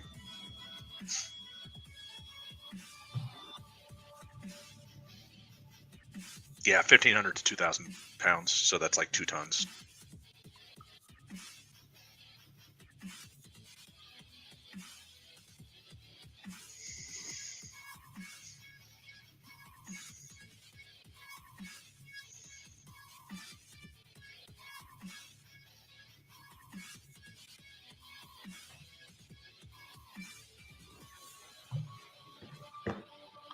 But yeah, the whole idea was like trying to keep these things that they look believable. Like they could realistically be constructed sometime in like the next 200 years, give or take, while still keeping with like the mecha genres, like aesthetics and like how everybody kind of expects these things to look and act. I think that's about the size of an elephant.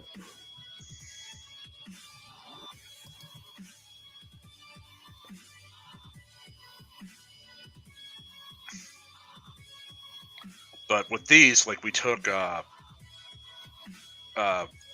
cavalry Western art and oil paintings and used those for like inspirational ideas as far as like whenever they're on the charge. So that's kind of like what we're trying to evoke whenever we have stuff like this up.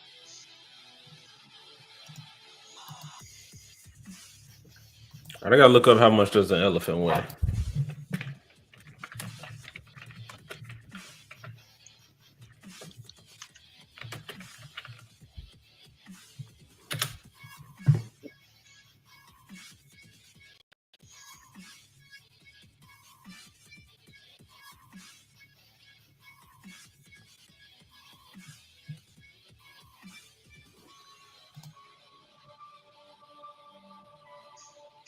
So there's the infantry.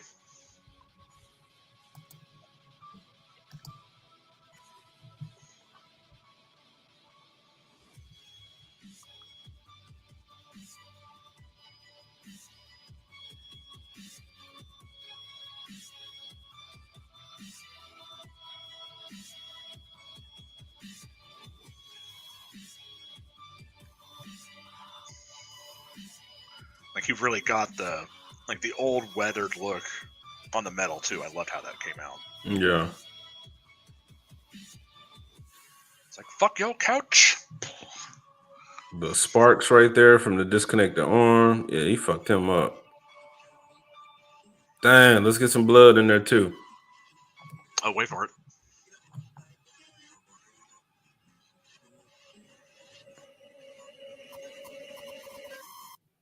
There was the pilot. Oh shit, we gotta go back.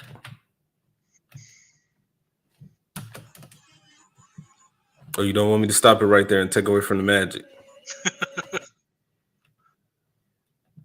All right, so what do I? Well, he threw that in as like a freebie, because but that's like not what the pilots actually look like. That's a reference to Front Mission. Okay. From one of their like comic books, but yeah, like he captured like the vibe with this. It was so cool, like when he got that done. So that was definitely money well spent. Mm-hmm.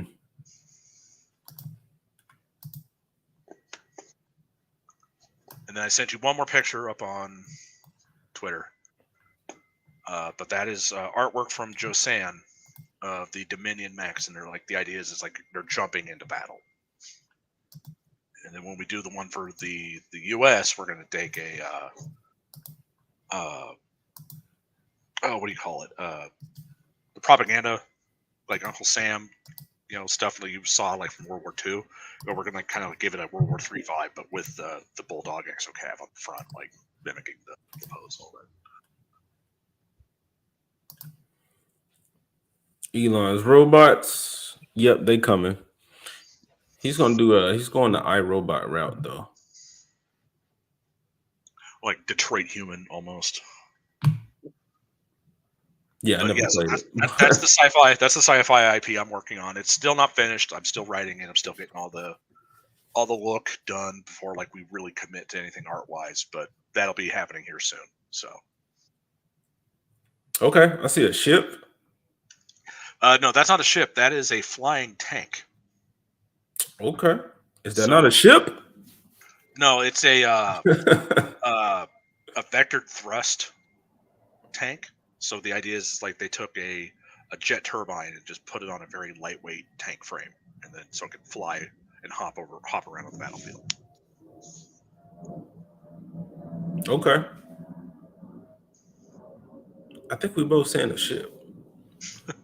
Well, no, because like when you say ship though, it's like that would be crew of like 35. There's only one dude in that thing.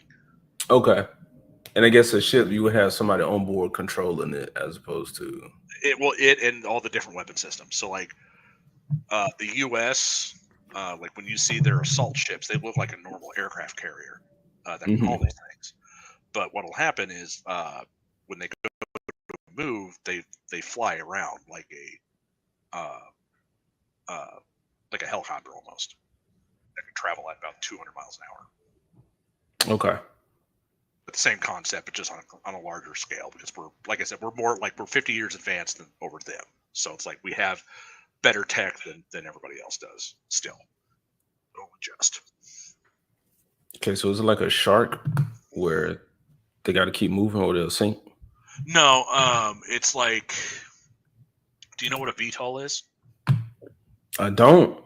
A vertical takeoff and landing jet. And so basically they can fly and they can hover like a helicopter, and then they can move. Same concept, but on basically it's like you take a light assault carrier, and then it's like, okay, now this thing can fly over the water, so it cannot be hit by torpedoes unless it's at rest. Okay. Oh man, that's cool that you're thinking about that though, and that's not the drone you was talking about earlier. No. That is hold on, like I can actually find a picture of that. like that. No, I get it. So we got technology all over the place. Kind of. So like the idea is World War II. You saw a massive technological jump by us. So the idea is when World War III hits, same thing would happen. So hostility, as I said earlier, is the mother of invention. Mm-hmm. And so but the idea is like, because we had like, almost 100 years of relative, like, I'm not gonna say peace, but like, relative, like non-major threat, like, coming into the country. We were just like slowly developing like conceptual ideas. And then like when the war hit, okay, well, we got all this, we'll just dust them off and just use that. Because a lot of this stuff was stuff we were dreaming up back in like, the 60s and 70s. Okay, so they haven't brought out the stuff that they've been working on all this time. Yeah. Let's see. Let's see.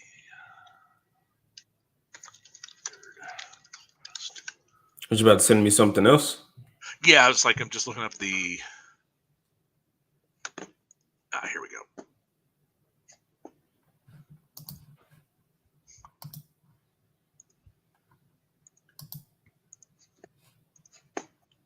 All right, it's up on Twitter. Okay. Man, that looks good. Yeah, Dempsey, like a Harrier jump jet, but not as prone to failure.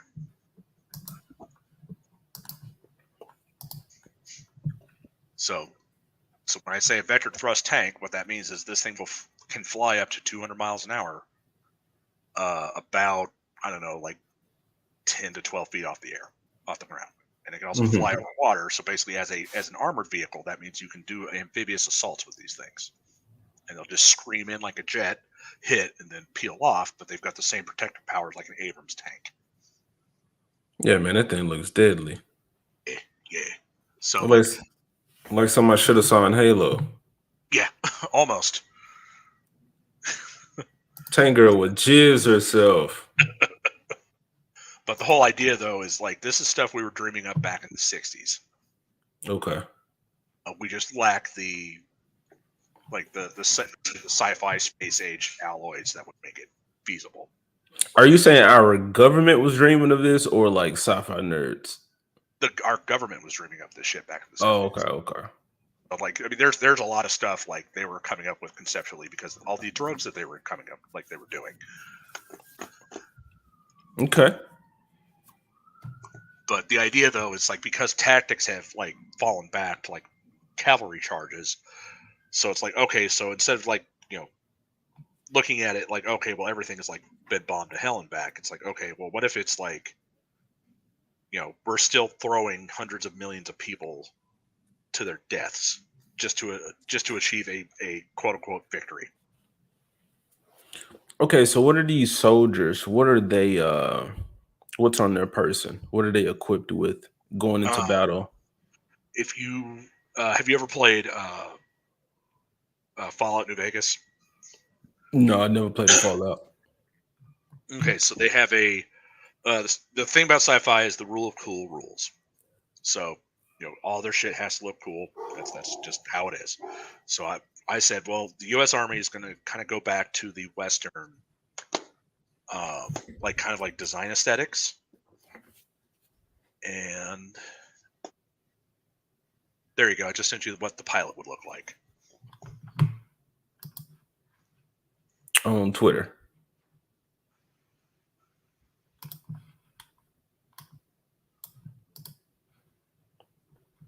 That's what a mecha pilot would look like. But the jumpsuit is the same for everybody because that's like your standard issue for the U.S. military. However, soldiers would have an armored duster, like cowboy duster, and then they have like a full enclosed like helmet, like the Doom Marine. Okay, so the dudes that we saw in the last video, who was like kind of like Darth Vader from all the way back here. Yeah, kind of. Okay, but the duster, an armored duster. Yeah, so it's like a jacket that goes down to your ankles. Mm-hmm. And it's what you would wear if you were on horseback in order to keep like mud and dirt off. Man, horses don't get armor? Well, no, they like barding, but This tank kind of reminds me of Halo tank. Yeah, Halo. That's what I said. This is like something that should have been in Halo. Because you had like the yeah, it looked like a mix of a scorpion and I think it was the Wraith. Yeah. The alien tanks. Yep. And then I mean, it looks good. I was thinking maybe somebody have the like the tank, how you were saying it can like fly or hover. Like, can we get that in shoe technology? So these dudes ripping up the battlefield. yeah, so like the idea is like when you see like from the storyline perspective, the Dominion invades Germany again because the idea is like we took it from them and they had just they couldn't accept the fact that they're losing like that. So it's like a war story like told like from the point of view of the soldiers as they have to go through these impossible odds. That's kind of like the conceptual idea. So when you see our pilots, they're mainly as like kind of like a like the tip of the spear, so they're like utilized like first, like they're the first ones to go in to like wipe out like most of the problems.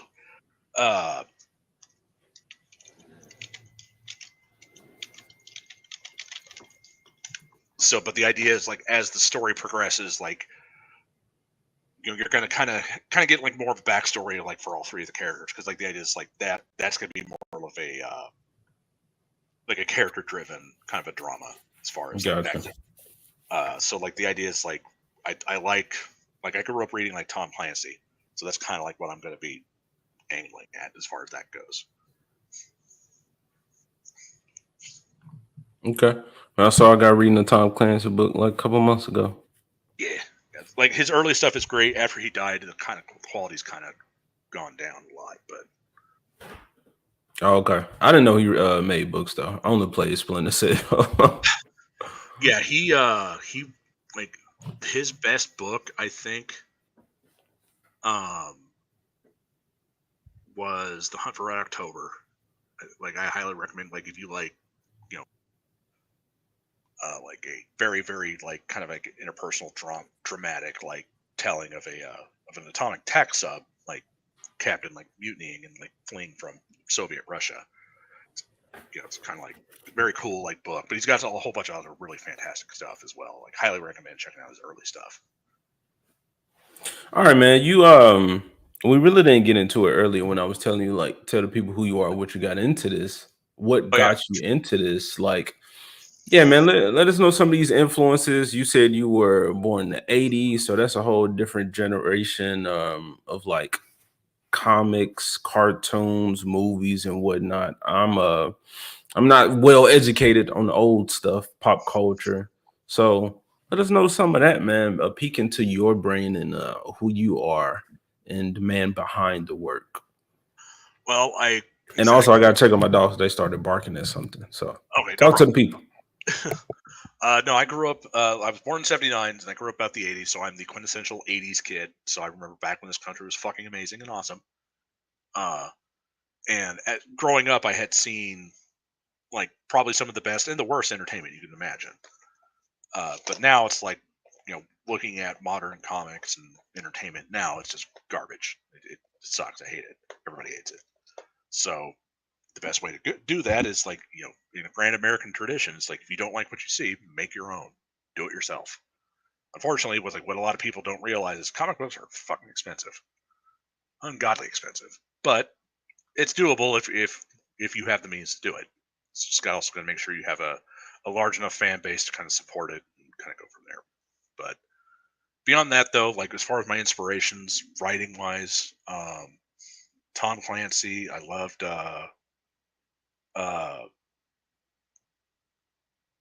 Yeah, Dempsey. Flying aircraft carriers would be frightening, but it's like not like the big size ones. These would be like the Mistral from France, so they're like the assault carriers. And like so basically it's like, oh hey, look, like the U.S. Navy is now suddenly rolling up on land. I'd be really terrified. But no, it's like I loved Team Yankee, the book. I remember reading that a lot growing up. Like I grew up like during the Cold War and like the fall of the Berlin Wall. So it's like everything I'm seeing now is kind of like from that lens. And man, shit really hasn't changed too much. So,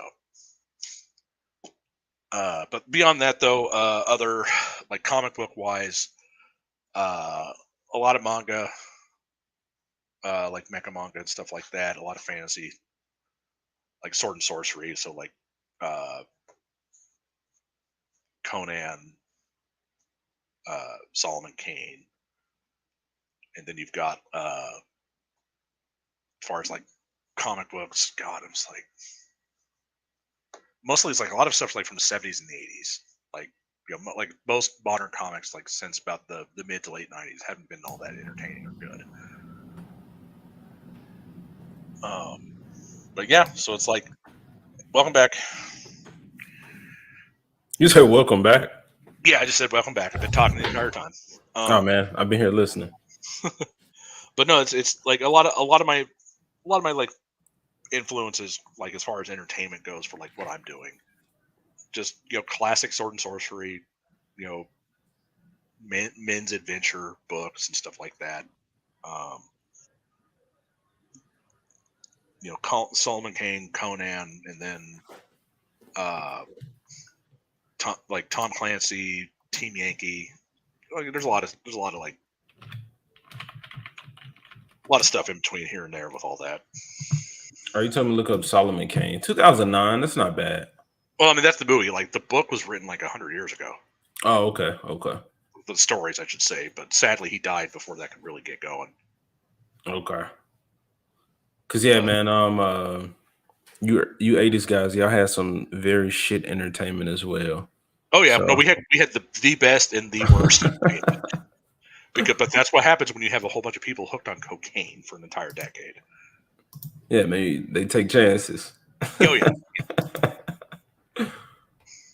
But at the same time, but at the same time, it's like a lot of that is just, like what can you do conceptually that even if it has been done before, like how can you give it a new spin? How can you give it like breathe a new bit of life into it? And, okay, cool. Don't take my question away from me because I asked everybody this. All right. So what did you see, or what did you not see from these from the stuff that you grew up with, that you were watching, that influenced you, that you felt like you had to make sure you incorporate that in your book? You feel like that's been missing from the genre? Yeah, like in essence, good writing. Like I've always found that like the stuff that stood out to me and that stuck with me decades later was the stuff that had a good story, that had good character development, had characters that you actually cared about. That like, oh no, like I like these guys. They're, like I want to know what happens to them.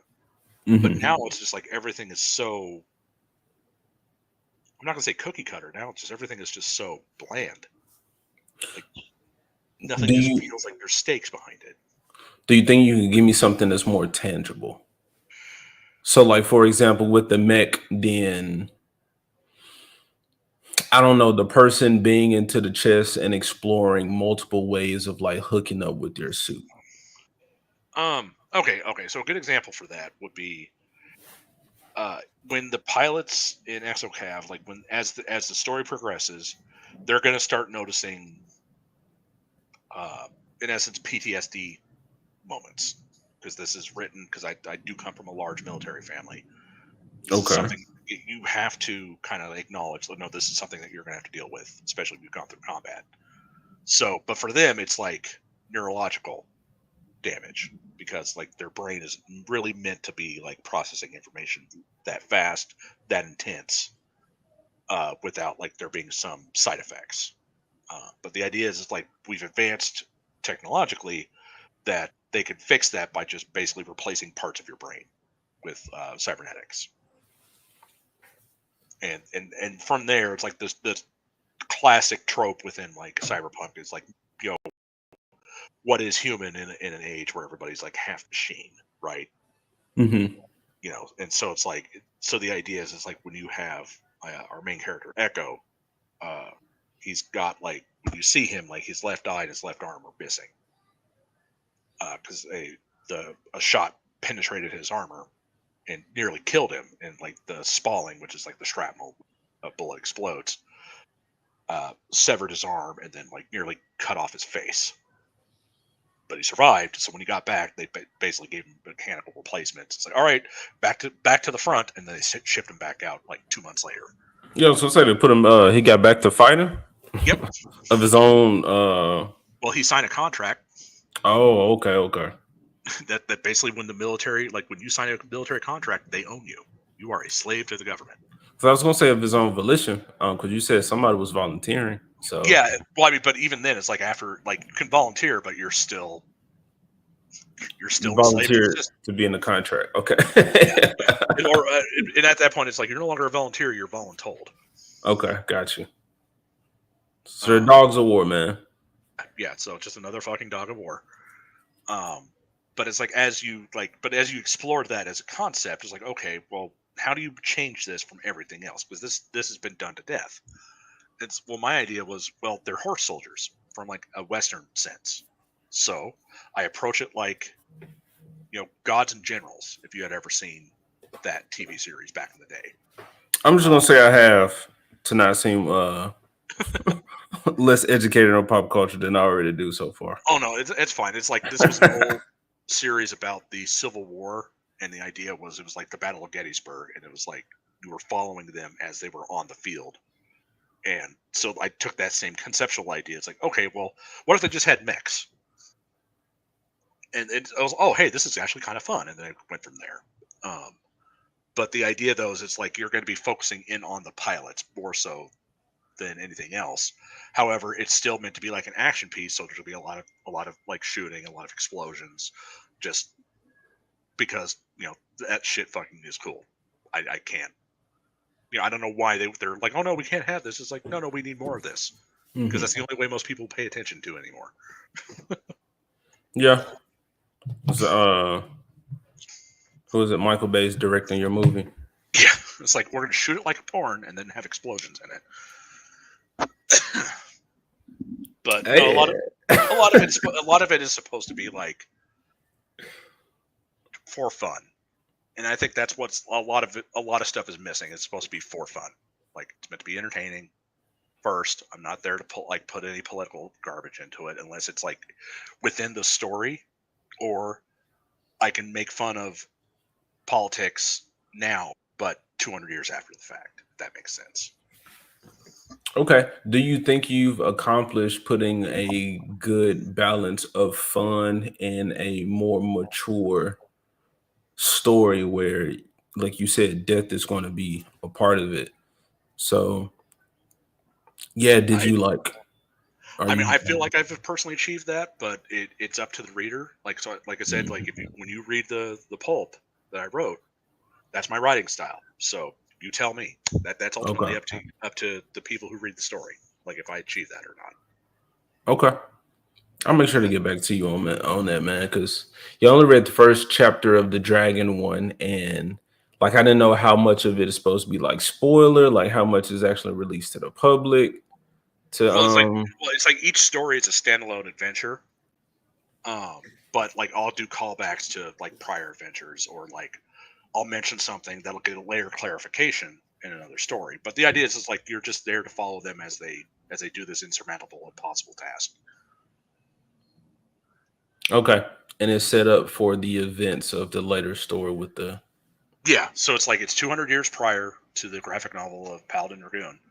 And so when you have Lita in that story talk about her elder father, Tor Shin, you have like more of a connection, like a spiritual connection, because, oh, if I read that story, I understand like why she is like this. Okay. So it's mainly meant as like, you're going to kind of like grow up with her, even though it's like kind of like a fast forward, like 200 years in between each story. So, like 200 years between like Savage Adventure Tales and Paladin Dragoon. It's like that period in between. It's like where everything kind of goes to shit, and then, okay, well, our hero has been summoned. He's now here. to like kick the shit out of the bad guys. So let's get on with that. But now you have like a more of an emotional connection, like why she is the way she is, because like she is a main character as well. So is it a spoiler to say whether or not Torshin is alive? Oh no, it's like they're both doomed to die. Like I flat out say it in the first in the first story. Okay. Yeah, so you know they're both going to die. It's just a matter of like how, how do they get to that point that like leads to that? He has a granddaughter, so there's some stuff we got to see or got to be filled in on. Cause yeah, like okay. I said, it's like 35. Like I said, it's about 35 short stories. And as like that story progresses, it's like I'm just telling everybody what the world is like, and think of this as like the opening text crawl from Star Wars. You know how it gives you all that background information? Mm-hmm. Like that sucks. Like that's mainly meant like for like, okay, you're getting some context as to why this is happening. It's like, well, if I just tell a story of what that would be like, and then instead of saying it's like, and then her elder father and the human champion, Sherida died in battle. It's like nobody's going to care. You said that sucks. The wall of text. Yeah, so it's like no, show, don't tell. So I'm going to show them at like basically that last like bit of history of adventuring that they do prior to like to their end. It does suck, but I think it's just become accepted as a part of Star Wars. Well, that's it. That's a pulp. That's because Star Wars is written like a pulp adventure story, but more like a serial. Okay. So when you see stuff like that, the idea is all they're doing is they're just giving you contextual information of what happened to the story that led up to that moment. That's all. That's all it is for. It's just like it's a setup piece. But I said, well, I'm gonna take that opening text crawl and I'm just gonna turn it into a story because it'll give you a little bit more of a connection to like, okay, why is she like this, and then you'll understand like when it gets to that point with her. All right, look, man, we at the 2-hour mark, man. Oh shit, yeah, we are. So we're gonna wind down. Okay, what exactly do you want me to play for the play or promote? Go to private chat. Well, I see some that I want to play right now. Okay.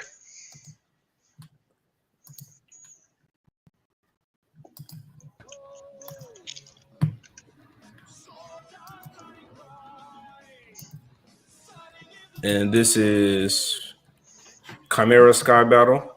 Yeah, so that's there's a series of like pulp novellas, and this is the artwork for one of them. And so this is like the early sketching, like, okay, how are we gonna get the poses to look right? And this one was a little bit more of a bear because we were trying to like make it look cool, and eventually we figured it out. And people, this is not to be confused with the mech story. Yeah, I have two IPs. There's a fantasy one and then a sci-fi one. This is the fantasy one.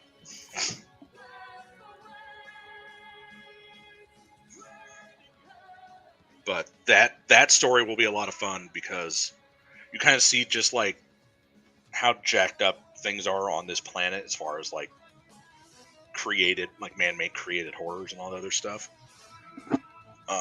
So the idea behind that was, I don't know if you've ever encountered a mountain lion. I have not. But I have. They're not pleasant. They will fuck you up.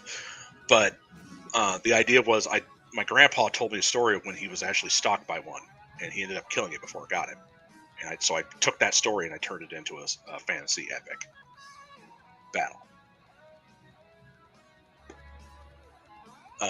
But the idea is, it's like, okay, so what if we were to take a saber-toothed tiger,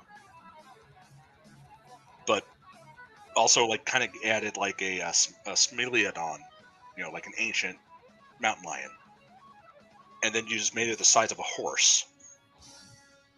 And this is what these big cats are like normally, and they're like pre-sapient, problem-solving apex predators.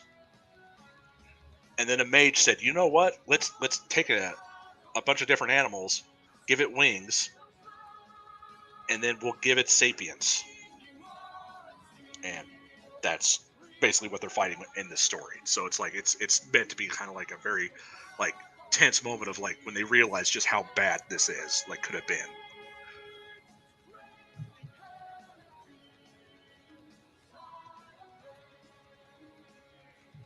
So you saying, okay, is it this the saber tooth?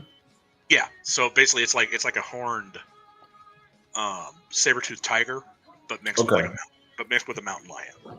That part was kind of confusing because I saw the horns, and usually with the chimera is like one goat, the cat, and then a dragon. But since there's already dragons there, so it's like it's a gator, mountain lion, and a mountain goat. Okay. It was just the horns on the cat. Yeah. So it's like because I had to make it look like more menacing, so it's like and kind of almost demonic. So it's like, oh, I'll just give like a mountain lion horns because that's terrifying enough as it is.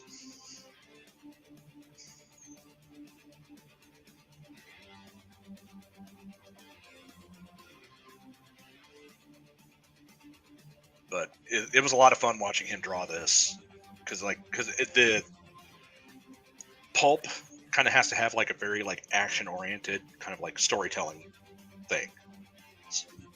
So all of the pictures of them like doing this is supposed to be like them mid combat. I mean, it's in your face kind of thing.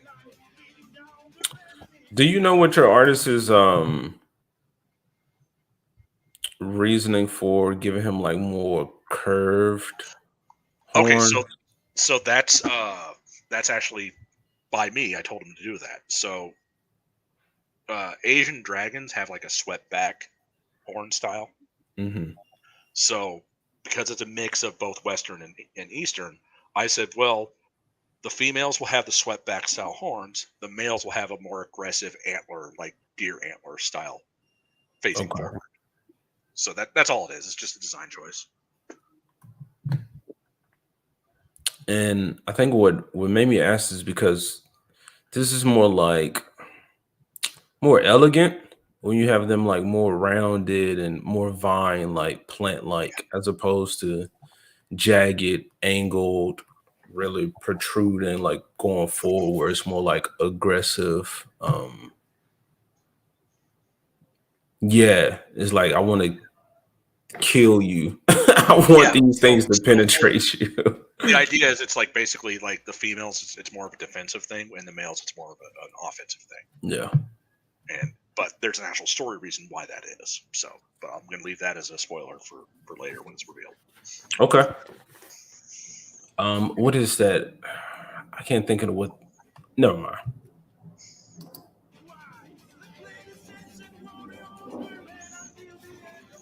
The males are brightly colored, so think like a peacock or a parrot. And the females are more subdued, so like they've got like olive drabs, browns, like black and stuff like that. But like their crest of hair is like, which is just feathers, but it looks like hair. It's brightly colored. So. Okay. I had made some type of connection with the granddaughter. Oh yeah, so this dude is like huge compared to the human, but the granddaughter did not look that huge, if I remember correctly. No, she's not a midget, but it's like she's short, and there's a reason why that is because she's been chosen as like what's called the bearer, and her job is to haul the paladin around. It's like that's her divine duty. However, when she receives power like that, as we find out later, she'll keep growing. So that's kind of like a way for them to stave off that. So like when you see her mother, his daughter, she's like as big as a thunderbird. Thunderbird, a car? No, like from the Native American myth. Oh, I didn't know what that was. So she's as big as a B-52 bomber. I'm looking stuff up. Yeah, by comparison, like she's massive, but that's because she she never stopped growing. So it's like, in order to kind of like prevent that from happening, it's like, okay, well, you're only going to be growing at half the rate you normally would be. Thunderbird. Okay. I'm gonna say Garudamon from Digimon.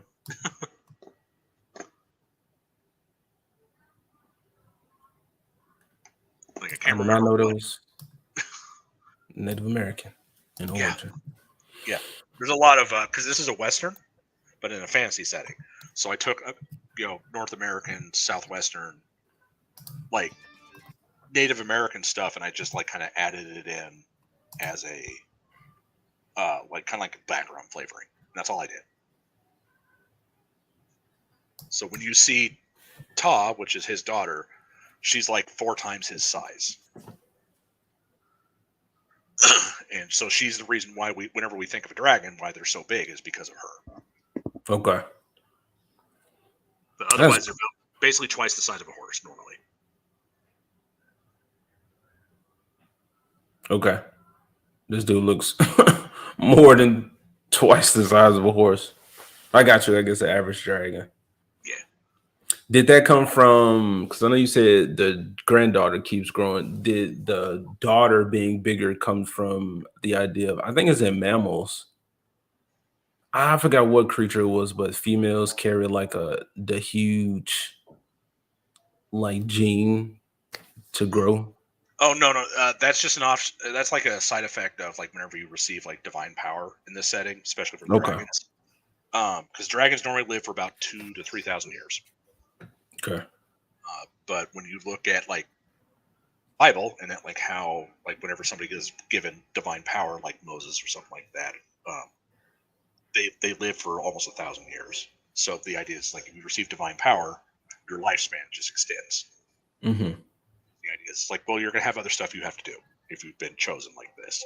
So with him, he just kept growing, but not so much because he didn't get his until later in life.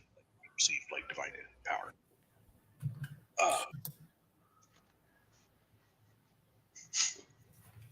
So are the dragons like the paladins, where a true, because the dragon is a species, a paladin is like a title, but you're saying they're both chosen by God. Yeah, so it's like so the idea is like a paladin is like a divine champion in this setting, but they're not like they're not like just a dude. It's like they actually kind of have like they're purposely sent there to do this. So it's like they have to be like perfect. They have to do all they have to meet all the requirements required like spiritually. So what happens is they go through like a testing phase, and if they pass, then they're given that divine power. So with Sherida, like when he was given like that chance, he failed. But it happens, so it's like you just kind of have to accept it, move on. But as a testament to his character, he said, "Well, no, I'm still going to do this." And so like he followed along with Torshin as they go out and fight monsters. And so like he technically Torshin and Sherida are like, even though they're just priest, they're still fulfilling that role of paladin. And then like if you look at that picture right there on the left, that's an early. No, I'm sorry, the right. Yeah, that's from the graphic novel, but it's like it's an older character designs. We're getting everything tweaked on that as far as well. But you said you wanted a black man. Pardon? You said you wanted a black man. Yeah, so like Sherida is black, but like not in the Afrocentric like what we would know. Like I said, he's from a fantasy setting that is in essence like the Ottoman Empire. Joshua is just a redneck from the South, but he's more like, because I am technically part of that culture, so it's like, okay, well, I can actually write about this because I know what these guys are like. So.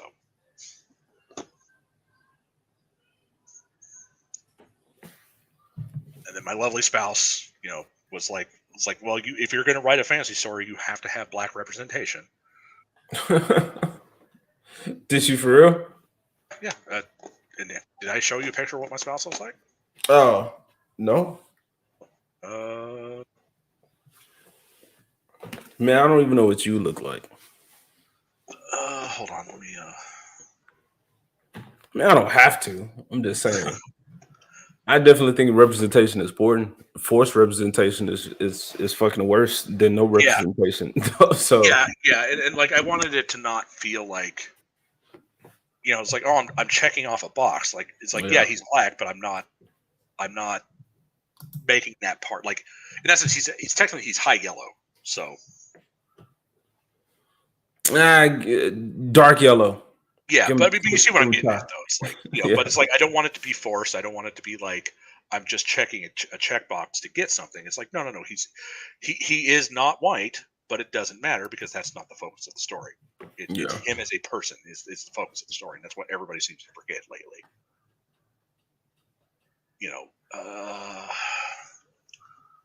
Hold on. Man, I was just writing on my story, and like I'm still developing things, figuring it out. But I had a whole like cast of like characters the previous generation, and I just did away with all of them except one. And now that character is going to be like a mentor type character instead of having all of those. But and there's nothing wrong with that too. It's just like when you write a character, it's like ultimately they are an extension of you, right? Mm-hmm. But the whole idea is, like it can't be like your voice; it has to be their voice.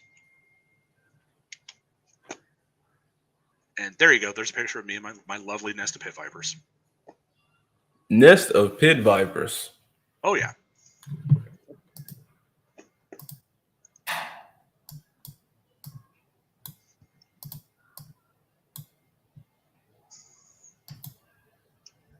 Up on Twitter.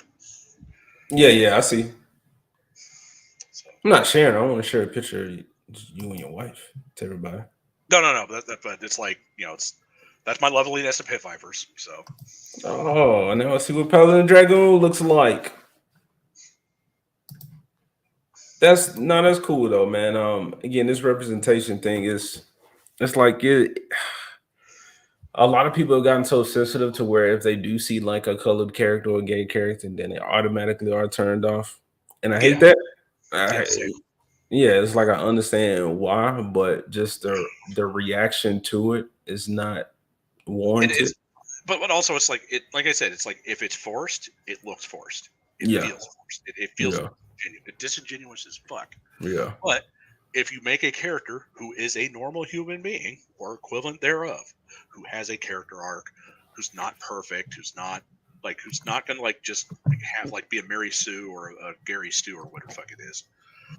If they feel like a human being, then it's going to feel right. It's going to work no matter what you do. So I said, well, if I'm going to write this character, yeah, he's black. He is a colored character, but that's not the focus. I don't want that to be the focus. I want him to be the focus.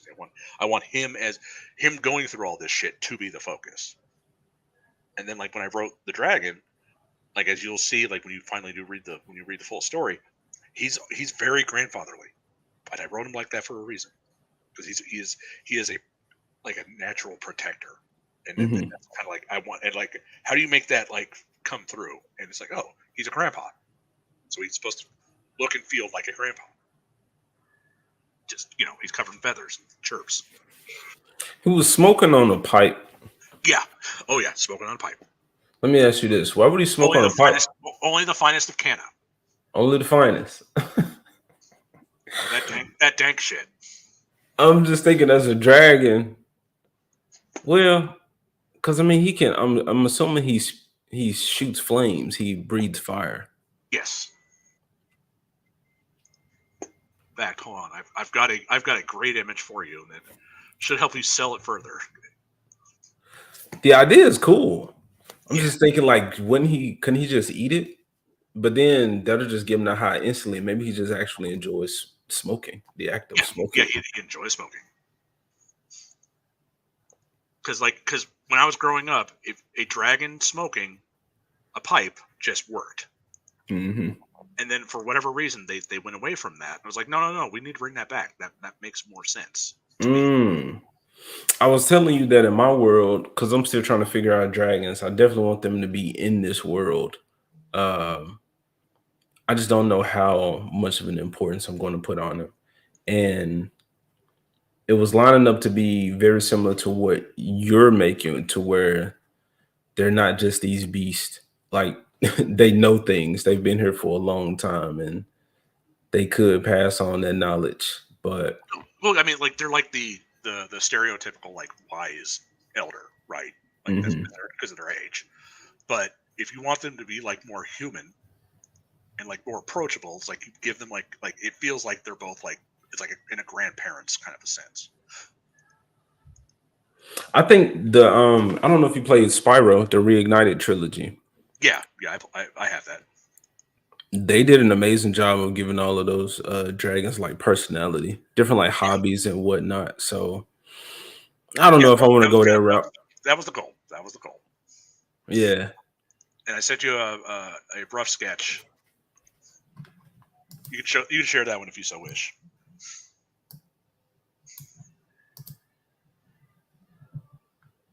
Because in the mortal words of the old black lady from Don't Be a Minister South Central, drinking your juice in the hood, I love reefer. It's a dope sketch. Yeah. So it was like that was last year's like Christmas like sketch picture that Joe Sand drew for me. And yes, she is smoking a bong. The idea is it's like on the finished image, it's like there's a massive storage tote full of weed. Because the idea is like she's the stereotypical like preacher's daughter, so she likes to party. Okay, I'm looking at her horns though, and they do aim forward. Well, yeah, but it's like swept back. It's like when you look at Torshin from the front, it's more of an aggressive. Like those are defensive horns, so it's like it's meant like in a pinch she can use those if she has to. But like the males are like kind of like seen as your atypical like protector. Like so, their horns are like more aggressively shaped. If that makes sense. Okay, we got the bunny girl. Yep. This is Divine Sword you were talking about? No, it's like so. Like I said, he's a redneck, so it's like he gets weapons as like Christmas gifts. Okay. So each one of those are like wrapped and like gift wrapped and stuff like that. In the exact shape. Yeah. So you know what it is. It's kind of the joke. No box. You got a USA magazine with a chick in a bikini on it. Yeah, it's like the idea is it's like how would you introduce American culture to an alien species? Because like our culture is kind of strange if you really, really sit there and look at it. So like the joke is like the dragon, like as she's like writing down like all the notes and stuff, because like the idea is like she's also like supposed to be like chronicling their adventure, but most of the time it's just like I don't understand what the hell he's all about, and it's like she starts complaining about everything. It's like I don't understand why he talks the way he does. Because he uses contractions almost everything. It's like her just kind of griping about everything. It's like just like a running gag throughout the entirety of the series. Like how I'm approaching it. Okay, is this the mom or is this the same dragon? That's the granddaughter. That's Lisa's granddaughter. Okay. Yeah. The mother. Hold on, I can actually send her picture. Because I don't remember what the granddaughter's like horns looked like. Let me send you a picture of what Ta looks like. Okay, so this is Lita. This is her. Like this is her early sketch art, but that's still pretty accurate as far as like what she would look like. And then there's Ta. Okay, and Lita is the newest dragon. Yeah, that's the granddaughter.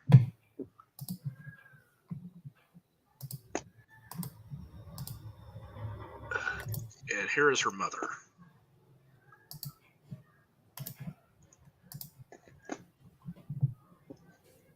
Okay, so yeah, that's Lita. 200-ish years.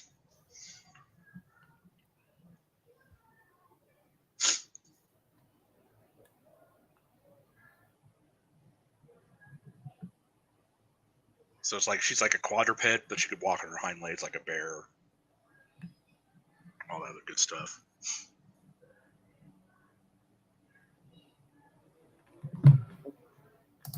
But the best part is like she has attitude because she's a teenager. So like I get a writer like she's like, you know, a Jewish princess, which I always thought was funny. Oh, mom looks good. Yeah. So mom is as big as a B-52 bomber. She is huge by comparison.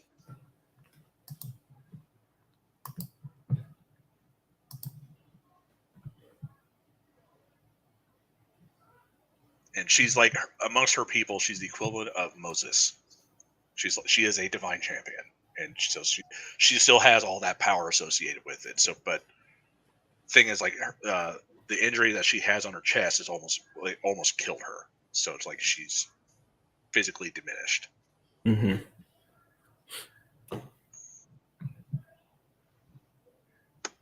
But she's like super serious, like overbearing mother. Like motherhood, like mother figure. She means well, but it's like, you know, like you'll see her and her daughter interaction, and then like I said, like when you go from the pulp series to like the graphic novel, you'll understand why Lita is the way she is because of her mother. Gotcha. Yeah, because you know when you live through the apocalypse, you tend to have some issues. No, man, they look good. I see these characters being like not necessarily fleshed out, but expanded, relationships being explored. Something that I enjoy from, let's say, anime as opposed to Western like cartoons is anime kind of have like legacies. Like you will see grandparents or grandchildren, like you will see stories continue on over generations as opposed to Western stuff where it's just that one character. You know, we don't go any further than that in time. So well, also like if you look at like Boba Fett from Star Wars, like everybody latched onto him because he was cool. Mm-hmm. But when they started developing his character, he lost his mystique. Right? You know, so like if you look at like Vegeta, like you know, Vegeta was like a very well written villain because he actually had a hero arc, just a fucked up hero arc, but he still had a hero arc. Yeah, and like you know, he turned good at the end. You know, and I use that loosely, like in heavy quotations of good, but at the same time, it's like you know, you were looking at him like oh okay, like he you know he was like almost the Mandalorian-ish. Boba Fett style like villain, but who actually had a developed character over the course of the series. But with Boba Fett, it was just a cool dude who showed up, and then like once you started looking at like what his past was, it's like okay, well this was poorly written for one, and then it just kind of like killed like the mystique of the character. It's like you know, I'm a Star Wars world fan. I'm not a Star Wars movie fan. So Vegeta is a better example for me because Boba Fett has been lame the whole time to me. Well, like I said, it's like when like because I grew up when that first came out, right? So like when he first showed up, everybody was like, "Who is this guy?" And then nothing else is done with him, and then he goes out like a bitch. It was like, oh, okay, you know, whatever. But it's like but when you look at like all the expanded universe stuff with him, it was really cool. Mm-hmm. Like this guy was a badass. He was the character equivalent of like, okay, we're going to take like that badass like soldier mercenary like character archetype who will do anything for money. Does not care. Like he will kill his own mother if he had to. But then like when you find out later, like he was like just a clone. It was like,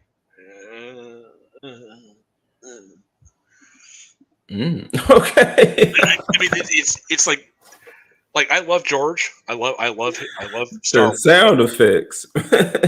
It's like I don't know. It's like maybe it was like he wasn't desperate for money the way he was with Star Wars. Mm-hmm. You know, so it's like so he didn't have that same edge, if that makes sense, right? So if you have somebody who like doesn't care, you know, about like the end product of it, if it's entertaining, and he's like, oh, I'm just like I'm filling in all the details of like what happened during the Clone Wars. He approached it wrong, and as like when the episodes 1 through 3, like when they finally all came out, better if you just we're just gonna turn this into a war story, and then we'll just have like flashbacks of like when Anakin was young. That would have been a better narrative choice for him to do that. Instead, you know, we had to have like a very annoying kid character in the first movie, and sadly, like he got like that. Like I feel bad for him, like getting screwed over like that, like pop culture. But that it's what happened. It is what it is when it happens. Yeah. You know. All right, look, man. We almost at 3 hours. Let's get out of here. All right, sounds like a plan. All right, bro. What you want me to plug? What you want me to throw up there before we leave? Go to Anvil Magazine. Okay. You will find all my future work there. You know, unless he wants me to like publish in a sword and sorcery only magazine. But I'm going to try to keep all my new stuff in Anvil Magazine as best I can because I want to support other indie creators, and the best way to do that is to keep that magazine going. And I highly recommend everybody, if you can, pick up Anvil issue number 4. I believe you can still get them on order, at least for digital at the very least. Here, try that one. One of those links work. There we go. Yeah, there we go. Try that one. It's in private chat, but the Richard is really cool people. Like he like usually with publishers you kind of have to worry about like getting screwed over, but he's been pretty cool, you know, as far as that goes. And he does pay for work if he does accept it. So okay, and to get your YouTube channel. Oh yeah. Right now there's not a whole lot going on over there, but when I do Exocav, I've contacted a company called Hired Steel. And give me a moment, and I will pull those guys up. Okay, so they've agreed they're going to actually animate something for me. I guess I'll drop your Twitter then. Yeah. Twitter is like the best place to get a hold of me at. Yeah, if you want to talk, give me a follow. I'm almost at 2,000 followers, which is weird. Wasn't expecting like have that many people following me, and I thank every single one of them for doing it.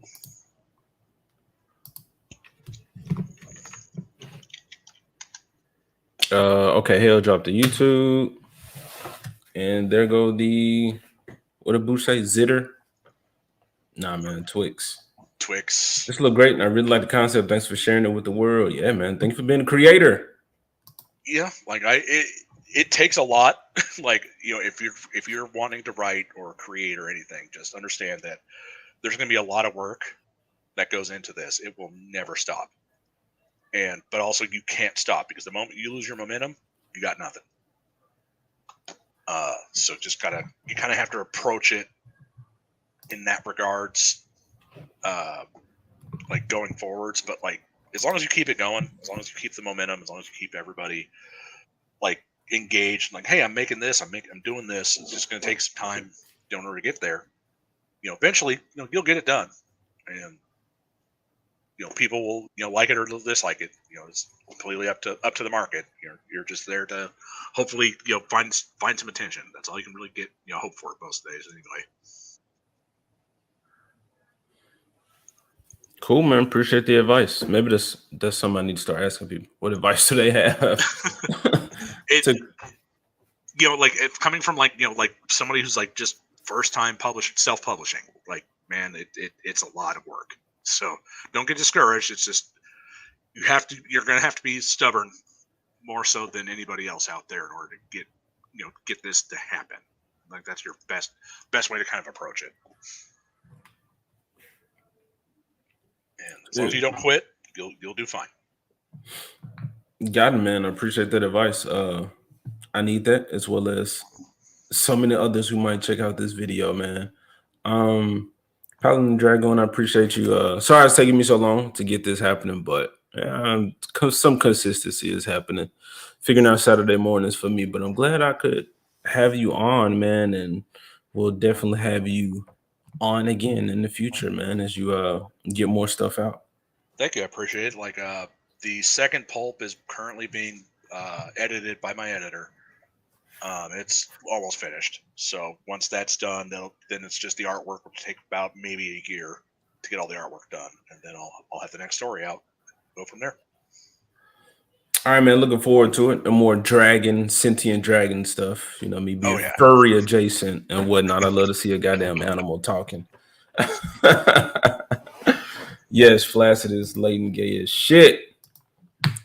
But all right, man, people, we are out. We will see y'all. Y'all got to finish Sonic. I don't know. I'm gonna try to do it today. We'll see what happens. I'll finish Sonic Adventure 2 though before this month is over. I promise you.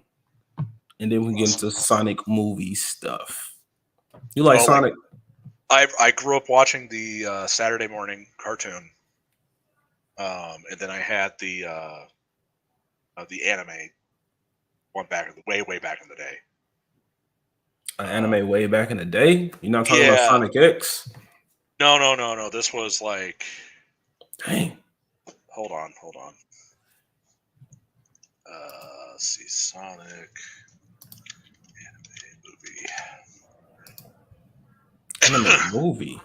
Yeah, it was a. The hell is this man talking about? Oh, an OVA. Okay. Steel, what the hell is this man talking about? Hold on. This one hasn't really aged too well, but I do remember when that first came out. Just sent you the link on the private chat. Okay. But yeah, like I remember I had that one back in the day on a VHS tape. Showing my age there. And then like I played most of the games growing up until about Sonic Adventure 2. And then like I think I just kind of fell out of favor with it because it just wasn't feeling it at that point. Man, I don't know what you sent me. You sent me to a Wikipedia link. Yeah, that's the OVA. Like, see what that looks like. The OVA, nah, man, it's telling me about all types of Sonic stuff. Just Sonic, period. Oh, that's weird. Yeah, it's supposed to be like just about the OVA, the very top. But no, like that one is like when that first came out. Like I remember it's like, oh no, hey, this is pretty cool. It's got Metal Sonic in it and everything like that. And then I watched it and it was like, okay, the story was still kind of stupid, but I like the animation. It was pretty cool. Sonic OVA. I gotta look more through this article to find it, but yeah, man, just Sonic the Hedgehog. That's all that's sent to me. All right, but that's what I'm supposed to be doing this month. Good Sonic stuff, man. And a little Shadow miniseries has come out. That's something to talk about. All right, people. I will see y'all at some other point. I'll make a post about it or something. Definitely Tuesday. Tuesday night we streaming. Tighten up Tuesday, son. All right, I'll try to get there if I can, but I'm usually writing during the weekdays. So, man, I need to follow in your footsteps. But dude, I wake up at 4:20 at night, morning, and I don't stop writing until it's about 7 o'clock at night. Any specific reason? 4:20? I'll just say for particular herb-related reasons, but you know. Okay, that's dedication. I like that. All right, man. I'm nothing. Enjoy the rest of your Saturday, man, and everybody else. Appreciate y'all coming through. Get your cereal, get your grown folks substances and all that. Watch some cartoons today, and go do something great. Go do something for you, something productive. We used to call it cohesion. I understand, man. I understand. Maybe some of these meetups we can all cohese together. Well, I mean, if you look at my icon, that's not a cigar I'm smoking. Man, I like the icon and I like the piece. I like that. You're a guy. You're a comic artist. He drew that. Yeah, Joe San. Okay, because the image was on the Christmas one, but yeah. All right, man. Yeah, that's cool. I like this art, man. Dope artist. Yeah. He's like his stuff from DC Comics. Like I actually remember reading, like when he told me, like, oh yeah, no, this is the stuff I worked on for DC. I was like, oh shit, I remember buying that series. Yeah, I followed him on Twitter. I think you had sent me his information a while ago. Yeah, cool dude. He's down in Mexico. All right, now as far as the Philippines. No. All right, guys, you all have a good one. Thank you so much for coming here, and thanks for having me on your show, AJ. I had a lot of fun. All right, man. Thank you. Peace out, people. I'll let y'all later. Peace. I'll take the Trix yogurt and hide in the principal's office. I can find me a delicious two-color Trix yogurt, strawberry, banana, raspberry, rainbow. Whoa! The rabbit's taking our Trix yogurt. He's in the principal's office. Come on! Excuse us. Time to clean the office. Can you move you over here? Lift your feet. Hold this. Okay, thank you. Where's my Trix yogurt? Silly rabbit! Tricks are for kids! This Halloween's even more fun. With spooky glow-in-the-dark tattoos. 6 to collect in specially marked packs of Trix yogurt. Huh? Huh. What was that? What the? Oh my God. What the?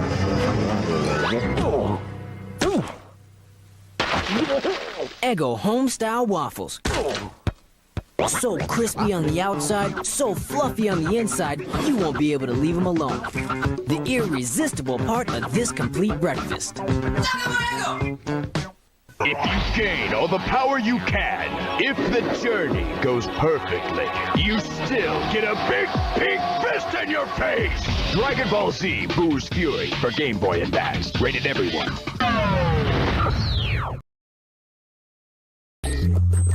Dreams are meaningful when you work toward them in the real world. If you merely live within the dreams of other people, it's no different from being dead. It's only natural that you feel afraid right now. We all possess something inside us that we cannot compromise. It's that inner passion that gives us the strength and courage to fight. You have no right to tell me what I'm allowed to do or not do, or what knowledge I can or cannot learn. Don't you know you gotta enjoy life, or it'll slip away? The world needs all kinds of people. You should do what you want to do. Only one small part within a much greater flow. Nothing more than a fraction of the whole. But by putting all those ones together, you get one great all. That's why I won't ever give up. We are getting stronger with every step we take.